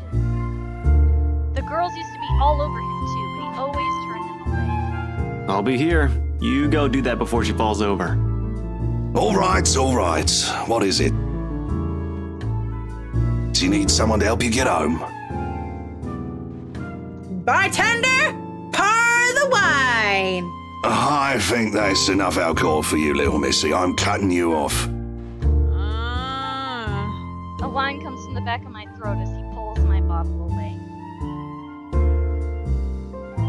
I have no hope of getting them back once they're behind the counter. Even in my drunken mind, I don't dare hop over for them. Because what little sense I have left knows I'd sooner take a floor dive than succeed in wresting a bottle from a sober man. But that doesn't stop me from trying to reach out with my arms like a stupid idiot anyway. He smiles and shakes his head just like I know he would, before going back to the other guy. Right now, where were we? How you holding up, boy? With no drink and no one to really chat with, I would have gone home or gone to sleep on the bar right there and then. But I'm not ready to stand up and try to trek back home just yet. I take it the investigation isn't going well. When does it ever? But that's not the problem. No, it's... Is this about that hit and run from yesterday's morning news? I saw it. I just didn't know if it was the same girl you're always groaning on about. Oh, that's right. The accident that Isabella got in. But this just proves it, doesn't it? You don't have a drink. She might never wake up, G. And we can't find the son of a bitch that thought it was alright just to leave her there in the road. Can't you just run plates nowadays? I mean, I just got a ticket for a busted tail light the other day, and they were on that quicker than you can say Bob's your uncle. The footage is a mess for some reason, and the tech guys are trying to clean it up, which just skews me off, you know. Those things are HD traffic and security cams. They haven't failed before. And you're thinking there's something foul afoot, is that it? Their talk would have interested me, would have kept my attention if I gave a damn. But in my current state, I can barely give two fucks about the things going on around me. All these words are just buzzing, barely surfacing from the sea of sounds that is the pub. And it would have stayed that way, perhaps even drowned, if I didn't hear his name. Luke Wright. You know the guy. And don't pretend like you don't, G. It takes a special kind of ignorant not to know who he is. That smug blonde who likes throwing round his money. He was just here a few days ago, as a matter of fact. Great tipper, if you think him just dumping a wad of cash on the counter after having too much whiskey counts as tipping. Why are you asking? I mean, it kind of does. He dirty? You have no idea, G. He's probably the worst sort you can imagine. Luke fucking Wright. Fucking whiskey! Even without him around, I'm still hearing about the guy. What the absolute fuck? Despite this, I find myself getting up and sauntering over to join them before I pipe up. Is this smart talk about Luke fucking Wright I'm hearing, eh? Private conversation here, lady. There's only amusement on G's face. The Asian guy, he starts to look ticked off as hell. Don't worry, Holmes, she's clean. And she might be able to help you with your, predicament. Course. A drunk's just stumbled through here with what I need. Get real, G. No offense, lady, but you're smashed. I know, right? Nothing beats being drunk after a hard day's work. Especially when you're working for Mr. Luke Wright. So, she works for the guy? Doesn't that make her, I don't know, suspect? See, have a little faith in me, why don't ya? I don't have much, and you might as well have something to go off. You're the one who was so desperate to come running to me for business. Yoo-hoo! Still right here, fellas. 5'11", can't miss me. Unlike Shorty over here. Hey, she's got. What's with that Hey. mad look? You want to dance, boy? You don't look like you can bust a groove. Maybe a leg, what with that fancy coat of yours? To add insult to injury, I move directly behind him and use the top of his head as an armrest. When he shakes me off, I plop into the seat right next to him. Don't try me. You can hardly stay on your feet. We don't want to ruin your fancy coat, do we? Ah, children, the both of you. But you're still standing after all that, are you? Matt, you see this giantess? She's a legendary regular here. Been drinking like there's no tomorrow. I'm a bit jealous. Can't do that anymore or my liver will give out on me. Good with the mic, too. Don't see you much recently, but I guess you're always busy, aren't you? You're some fancy designer or something, if I remember correctly. Wait, I know you. You were at the open house for the mansion. Yeah, that's right. Marianne I'm a famous interior designer extraordinaire. Ooh, that rhymes. Anyway, you guys were Nice. talking about that weenie Luke Wright, right? Or something. Can't really talk about it. I don't even know if I can trust you, even if G said you're clean. But anything would be of help. Well, I don't gossip about my clients, if that's all there is to this. You wanted to gossip about him a few minutes ago, Marianne. And that was the beer talking, not Marianne. You won't mind if we ask the beer a few questions then? Maybe. Depends on who's asking and what they're asking. But seriously, that guy is abso-fucking-lutely frustrating. One moment, he's an absolute dickhead. And then he's acting like an actual decent human being the next. I just can't figure him out. I can't imagine how that pretty wife of his can put up with him. If I were her, I'd dump his flat arse straight up. And I'm not saying that just because I think Hannah Wright's pretty or anything. Luke is a catch too. They both are. But I really cannot, for the love of things holy, see how they even work out together. So, Luke Wright, have you noticed anything strange about him while you were working with him? Anything peculiar? Of note? You're the one being peachy right about now, Holmes. But nah, nothing that comes to mind off the top of my head. He's just like most rich, smarmy arseholes and then some. A giggle bubbles up and I press my cheek against the cool countertop with my eyes shut tight just because. Eventually cracking one eye open just in case they thought I fell asleep, I grin at home. So, Holmes, I'm guessing you're some private detective or something. Is it Hannah? Did she pay you to look if he's been cheating or some such? Hannah's the wife, right? What about her? How's she? How is she or how is she? Well and good. Definitely the nicer of the two and sexy as sin to boot. Not a private detective then. Are you from one of them tabloids wanting to know if the Luke Wright doesn't know how to put his pants on right? Pants. I'd take the pants off of... Wow. Here we go. Slipping. I haven't been this drunk in such a long time. It's a miracle I've been coherent for as long as I have been right now. I'm asking you if you've noticed any odd behavior from her. Odd behavior? What? I wonder how she'd be drunk. I can just imagine her like the giggly sort. What do you think? These are serious questions, Marianne. Lives might just be at stake here. What do you expect? She's smashed. Why am I even doing this? This is getting me nowhere, G. She's not a reliable source. The chief, let alone the courts, aren't going to take the word of a drunk. This'll be dismissed, and I might be in trouble if they try to argue that I coerced a testimony out of her. This is a fucking train wreck. You're a fucking train wreck now, if you ask me. Maybe it's about time you apply the brakes and stop for a bit. The wave of despair that comes over the both of them is palpable. If feelings had a taste, it'd be bitterer than the beer I'm full of. And it gets me thinking. Though thinking doesn't get me far with too much shit in my You know that's not an option. Thanks for being patient, McCullough. Good luck with your work on that mansion. Speaking of that mansion, there's something going on in that place. Something.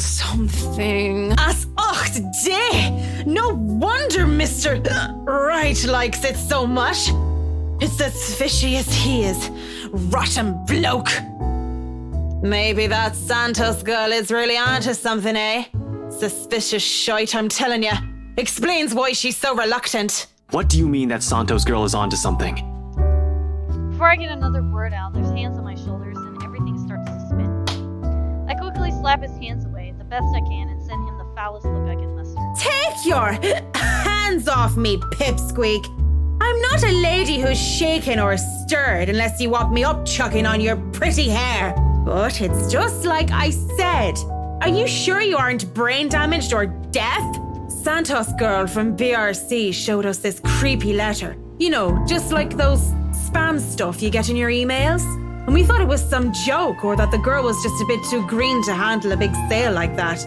You should have seen the look on their faces when they saw it. Whiskey, that's Luke fucking right, you get me? And the missus didn't look too happy either. I should have taken a picture and posted it everywhere. When rich snobs give you that face, no wonder the Santos girl went all mental on us. Working with them does that, you know? I think I'm about to. I'm not mental yet, am I? Anyway, just like I said, in that man... Hey, you okay? Holmes? You're looking a bit shaky yourself there. And he really is pale. Paler than before, at least. I can see the gears turning in his head on overtime. Suddenly, he shoves a card in my hand. On it, his name, Ashton Frey, and his number. He has second thoughts as he grabs it from me and slips it into my pocket. You're cute, pretty boy. But I prefer blondies. Well, you're not exactly my type either, lady. But listen to me. If something comes up, don't do anything rash. If you think you're in danger or if you see anything suspicious, call me and the authorities as soon as possible. You understand me? That's 99... I know what the damn emergency number is. Right, 999. Good. Anyway, I have to run. See you, G. The guy is quick on his feet, already up and at him as soon as the numbers leave his lips.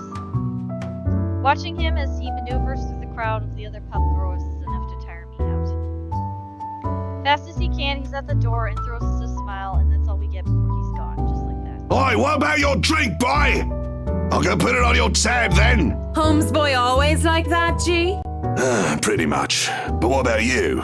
I suppose I'll put your drinks on your tab too. Don't want you to spill your wallets when you look like you're close to spilling yourself. Yeah, and if it's fine by you, I think I'll go take a bit of a cat nap here. Just for a sec or two. Go right ahead. I'll wake you when I close up shop.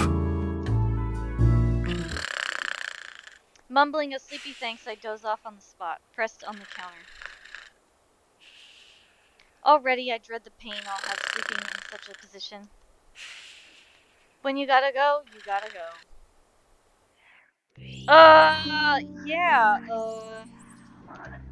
Every time I see them, it freaks me the hell out.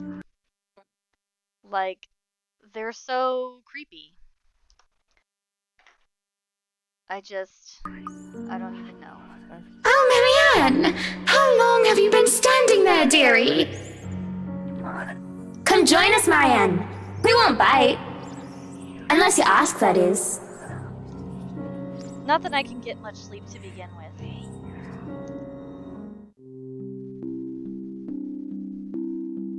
Do people ever have the feeling that they're working on something they really enjoy, but still it eventually tires them out?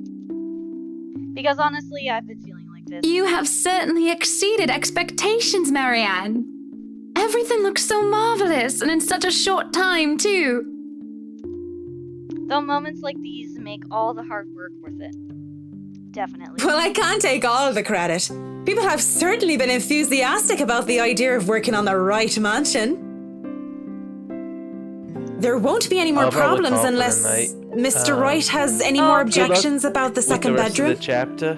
Good night. Thanks for sticking around. Absolutely. Oh, no, Hopefully no. there's less spooky stuff. We proceed with that room as planned. Mayumi, you're in charge, I guess. Good luck. Bye. I already agreed to him having his greenhouse and his vineyard and his stables. He may as well let me have this one thing. We're only about halfway done, but the honest satisfaction on my client's face is enough for me to push through. Let's face it, in between my exasperation at Mr. Wright's antics and her, I've been burning the candles at both ends. I can't even close my eyes without seeing a dead girl's face. Dead girl. Dead. She's dead.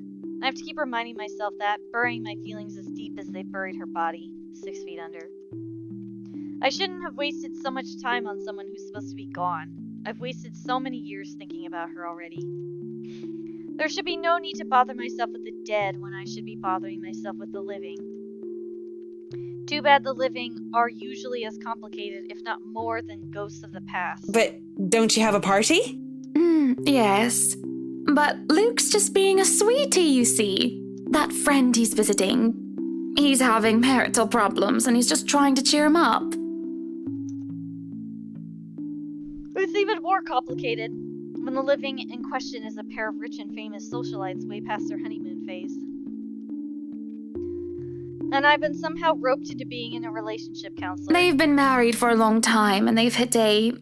how do they say it? A rough patch. His wife has a drinking problem and can be very neglectful. The poor thing really does his best to be a good husband.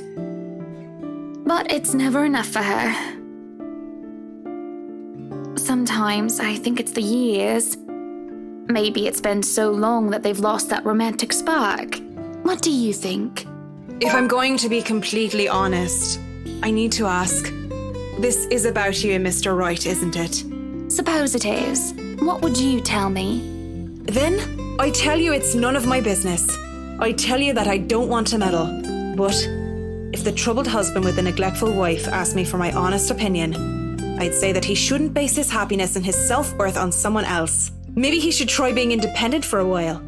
See what it's like when he isn't trying to please someone else and doing things for himself. Everyone's supposed to be their own man or woman, right? A bit of breathing room never hurt anyone. We shouldn't let our fear control our lives. Why she thinks a single woman like me would be the best source of relationship advice is beyond me. Still, I talk and answer to the best of my abilities. Without realizing it, I'm pouring out a part of me that I thought were long gone. I'd like to believe my words will be of some help to Mrs. Wright. If I'm honest, though, they are of some help to me. Like some weight have been taken off my shoulders. Lorraine. I really should handle what's left of the work. You won't be attending the party? Oh, you really must, Marianne. The weight of what happened to her hasn't left me yet, did it? Maybe. I'll try to stay and chat. Maybe grab a few bites and a drink, but I can't be around for the entirety of the event. My apologies. Busy, busy, busy. You must stay a while. I'd love for you to meet some of my friends, and they're ever so excited to meet you. You need to say hello to the Lees, at least. If it wasn't for them, I'd never even heard of you. Maybe it's about time I change that. We'll see. So, if I can be excused? Certainly. You'll have to excuse me as well. I must attend to the party before any early birds arrive. Because, believe me, they will throw a fuss if things aren't ready, even when they're not supposed to be here until an hour later. Though I shouldn't dwell on the dead, I shouldn't just callously forget about them too. Saying that, I have work left to do is an easy enough excuse to make. I know how other people see me. They see someone so obsessed with her craft that they would so easily miss things like a party for it. Outside the parlor, people hurry about here and there in preparation for the Wrights' grand housewarming party. None spare me a glance as I slip past them, each working on their appointed roles and not daring to slack off while they work for what is probably the most powerful couple in Luxbourne. I make it into the kitchen with ease, the wine cellar being my final destination. But when is a great task ever simple? Probably never. And this is a great task, isn't it? My greatest one yet that is worthy of being called a quest. I'm not acting as Marianne McCullough, the professional interior designer, when I chose to lie about being too busy for a party. I'm Marianne McCullough, a lawful neutral cleric with 9 points in wisdom and 8 in charisma. Just thinking of it like that makes it a bit cheesy. But it helps with the fear. It helps overcome the insane thought that I'm actively seeking out something that has been plaguing me for years. I might face my worst nightmare, or I might see nothing, and I find myself self-imagined grand quest fall flat. And who would have thought that the gatekeeper to my final quest would be someone I thought would be a valuable ally? Schnell! Hurry up, you snails! We are on a deadline and you are wasting my time! The butler comes from the cellar and into the kitchen, tailed by a couple others, people who I assume are most likely chefs and bartenders. He raises a brow, seeing me just standing there by the hatch, by the trapdoor. It almost looks like he's going to throw me out for being in the kitchen without permission. But then he motions for the others to disperse and familiarizes themselves with their surroundings. Meanwhile, he continues to stand there, preventing entry into the darkness beyond. What are you doing here, Fraulein? This is not the place for guests or in an architect right now. I request you leave. I was just looking around for any last-minute things, yes? Yes, you have been doing that a lot. Looking around, snooping about. Now is not the time for such things. If you're not careful, people might think you are up to something. The look he gives me as he says this is almost chilling. If life was a game book, he'd probably be the true neutral warlock guarding the treasure room. A difficult opponent to beat with 9 points of wisdom and 8 in dexterity. Well, I'm not done yet. I actually need to go into the wine cellar. Just need a quick go at the place. So just don't mind me. I'll be out of your hair soon enough. Go outside, enjoy the party. Bask in the praise and adulation they will no doubt shower you with when the madam speaks highly of you. Surely you've had enough of this stuffy old kitchen by now. You do not want to cause trouble.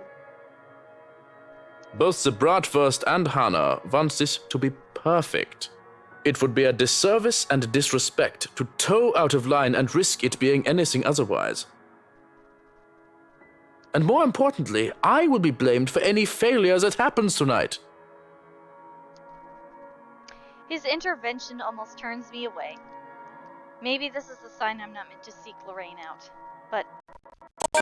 Please, it's really important. Well, that was odd. 15 minutes. 9, 10 minutes. Any longer and I'll pull you out of there myself. The bratwurst will be furious if he thinks anyone is touching his precious wine without his permission. Thank you. This seriously means a lot. He steps aside begrudgingly. At this point, it looks like there's no turning back. Ugh! The cellar greets me ominously as I descend. The space feels smaller with a lot more bottles lining the wall. Compared to before, and knowing what might be waiting for me here makes things worse. The mirror had been moved from the study, is my goal.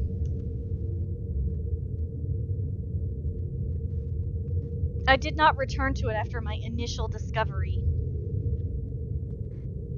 But the thought of Lorraine, how much I want to see her again, even if it's just for one more time, keeps coming back to mind.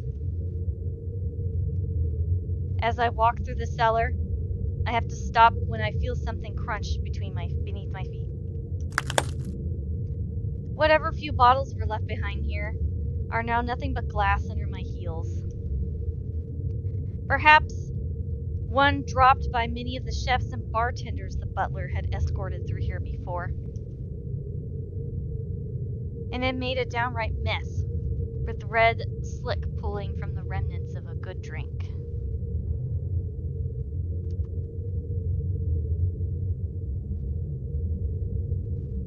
With how dark this place is, a person with a dark enough imagination can easily mistake it for blood. I can't help but think it is, despite the easy logical explanation that had come to my mind only because of what I'm about to do. It's merely a momentary distraction as I continue to the end of the cellar where the mirror stands.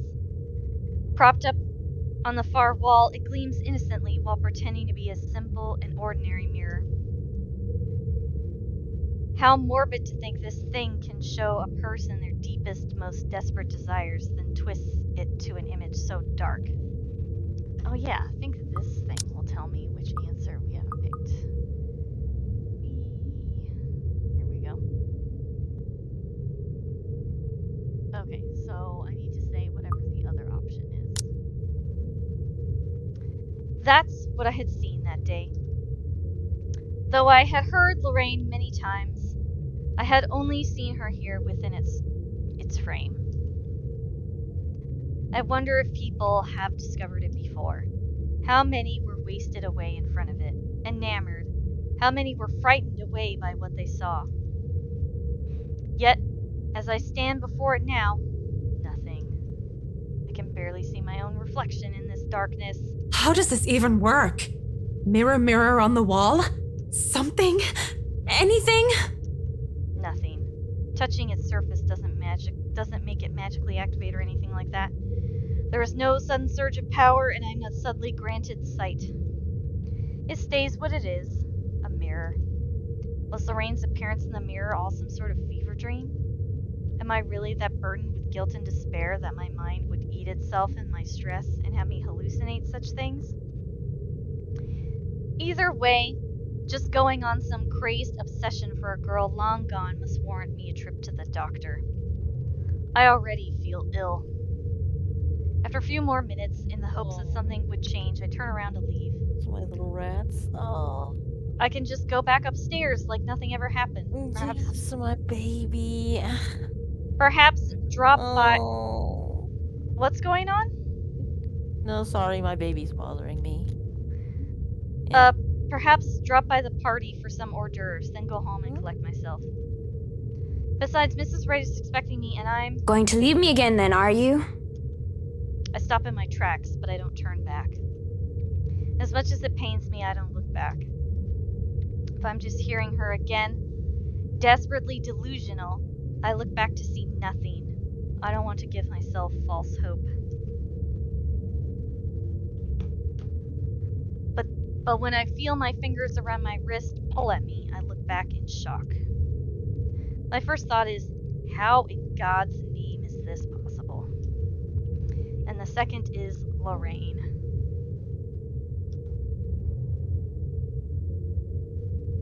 Her hands are cold. Are you that mad at me that you're just going to ignore me, Marianne?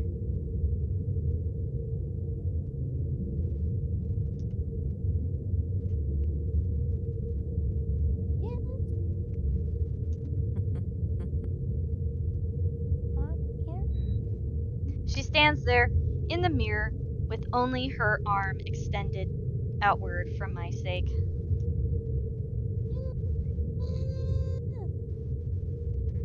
I look at the hand still holding my wrist. When she sees me looking at it, she moves it so that our hands are intertwined, fingers weave together. Seeing her there and feeling her touch meant I'm not crazy. Though, however impossible and unexplainable this is all to me right now, it just takes my breath away.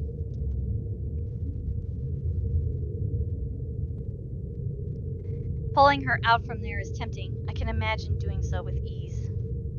We can be together, Lorraine and Marianne, like nothing had ever happened. But that would be a great big lie, wouldn't it? What? Cock out your tongue? Don't just look at me like that. Say something. Even if this thing were some magic portal that could bring back the dead, that doesn't erase anything. Just looking at her, still a young teenager while I'm already a grown woman, it serves no other reason than to break the illusion that blinds me. I've seen her twice now, always behind the mirror.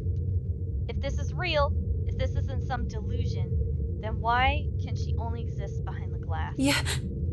You have no idea how happy I am to see you. It's been so long. You don't look happy. I really am happy.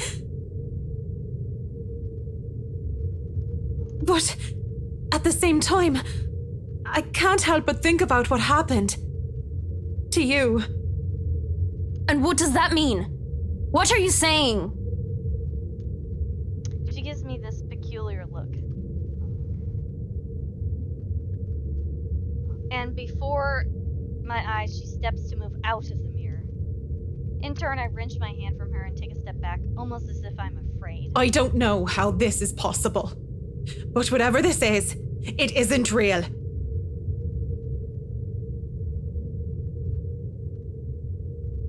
You can't be real. I'm right here, aren't I? What other proof do you need? No, I see you. I hear you. I feel you. But even with all that, you can't be real. You just can't.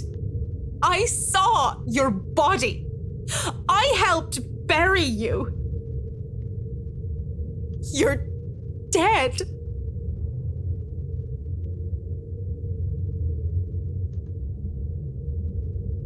A deep hurt crosses her face, and it just breaks my heart in two seeing her wear that expression. Burying me wasn't the only thing you did. Don't you dare lie. But I'm going to be the bigger woman, aren't I? Let bygones be bygones. I'll forgive you, as long as you stay with me, Marianne.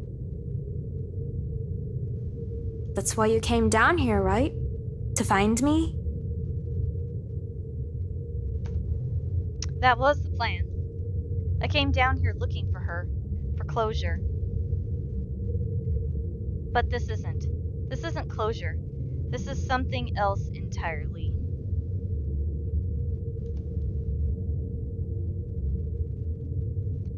I didn't think I would be forced to make such a choice. Do I leave or do I stay? Well, obviously, we have to, obviously we have to die, so I need to stay.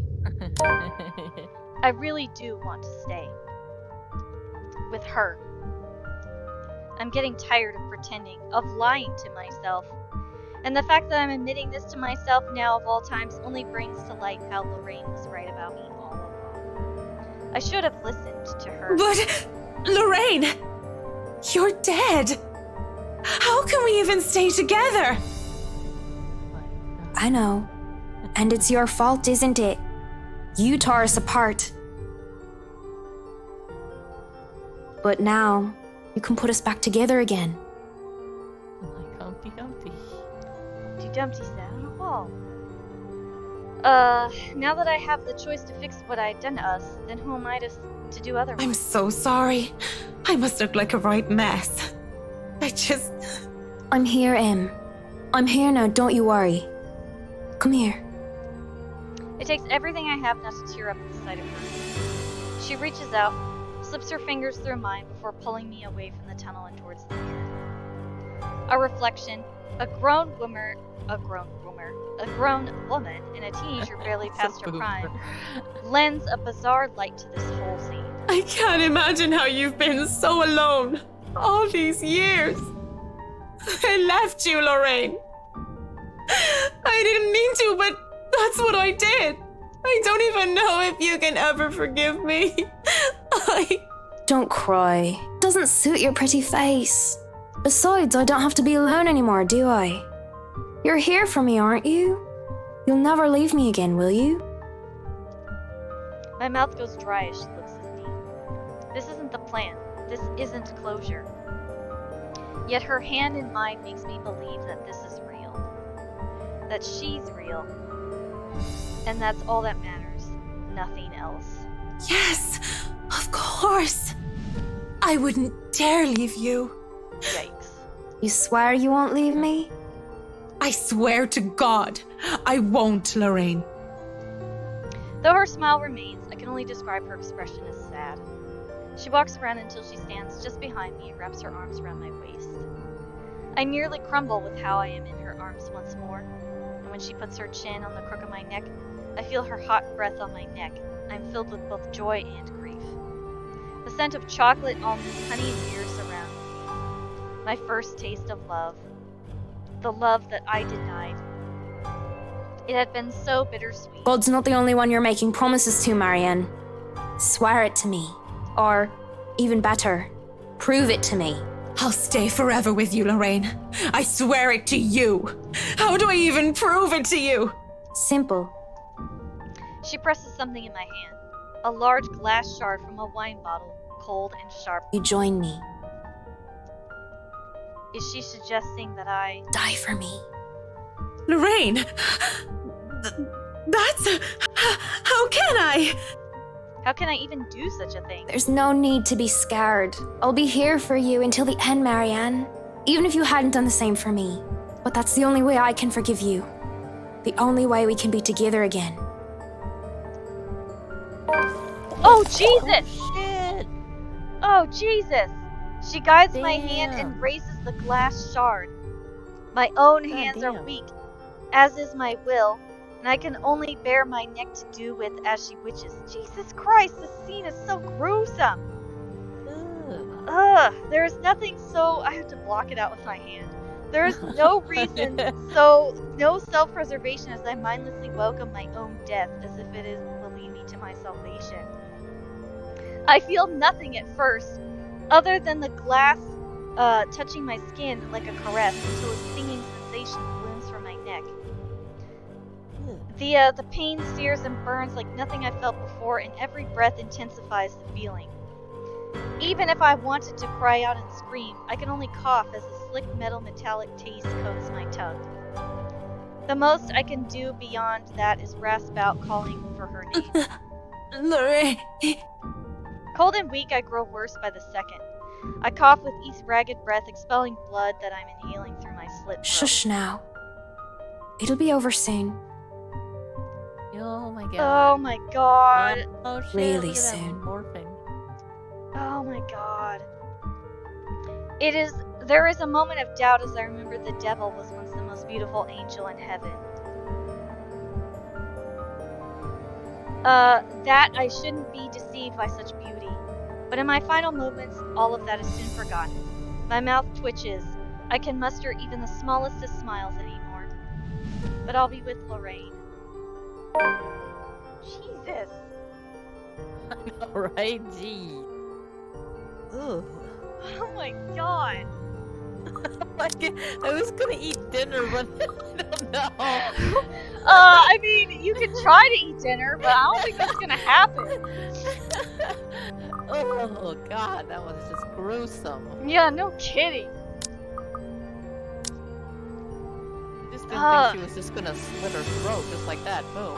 Damn. Yeah. Dead. Oh god. I like... Ugh. I'm so uncomfortable! I know, right? Oh my god! That was just... Oh my god! Okay. Did we get a new memory fragment? Oh shit, we did! Oh shit! Ooh, someone's angry. Yeah. You bitch.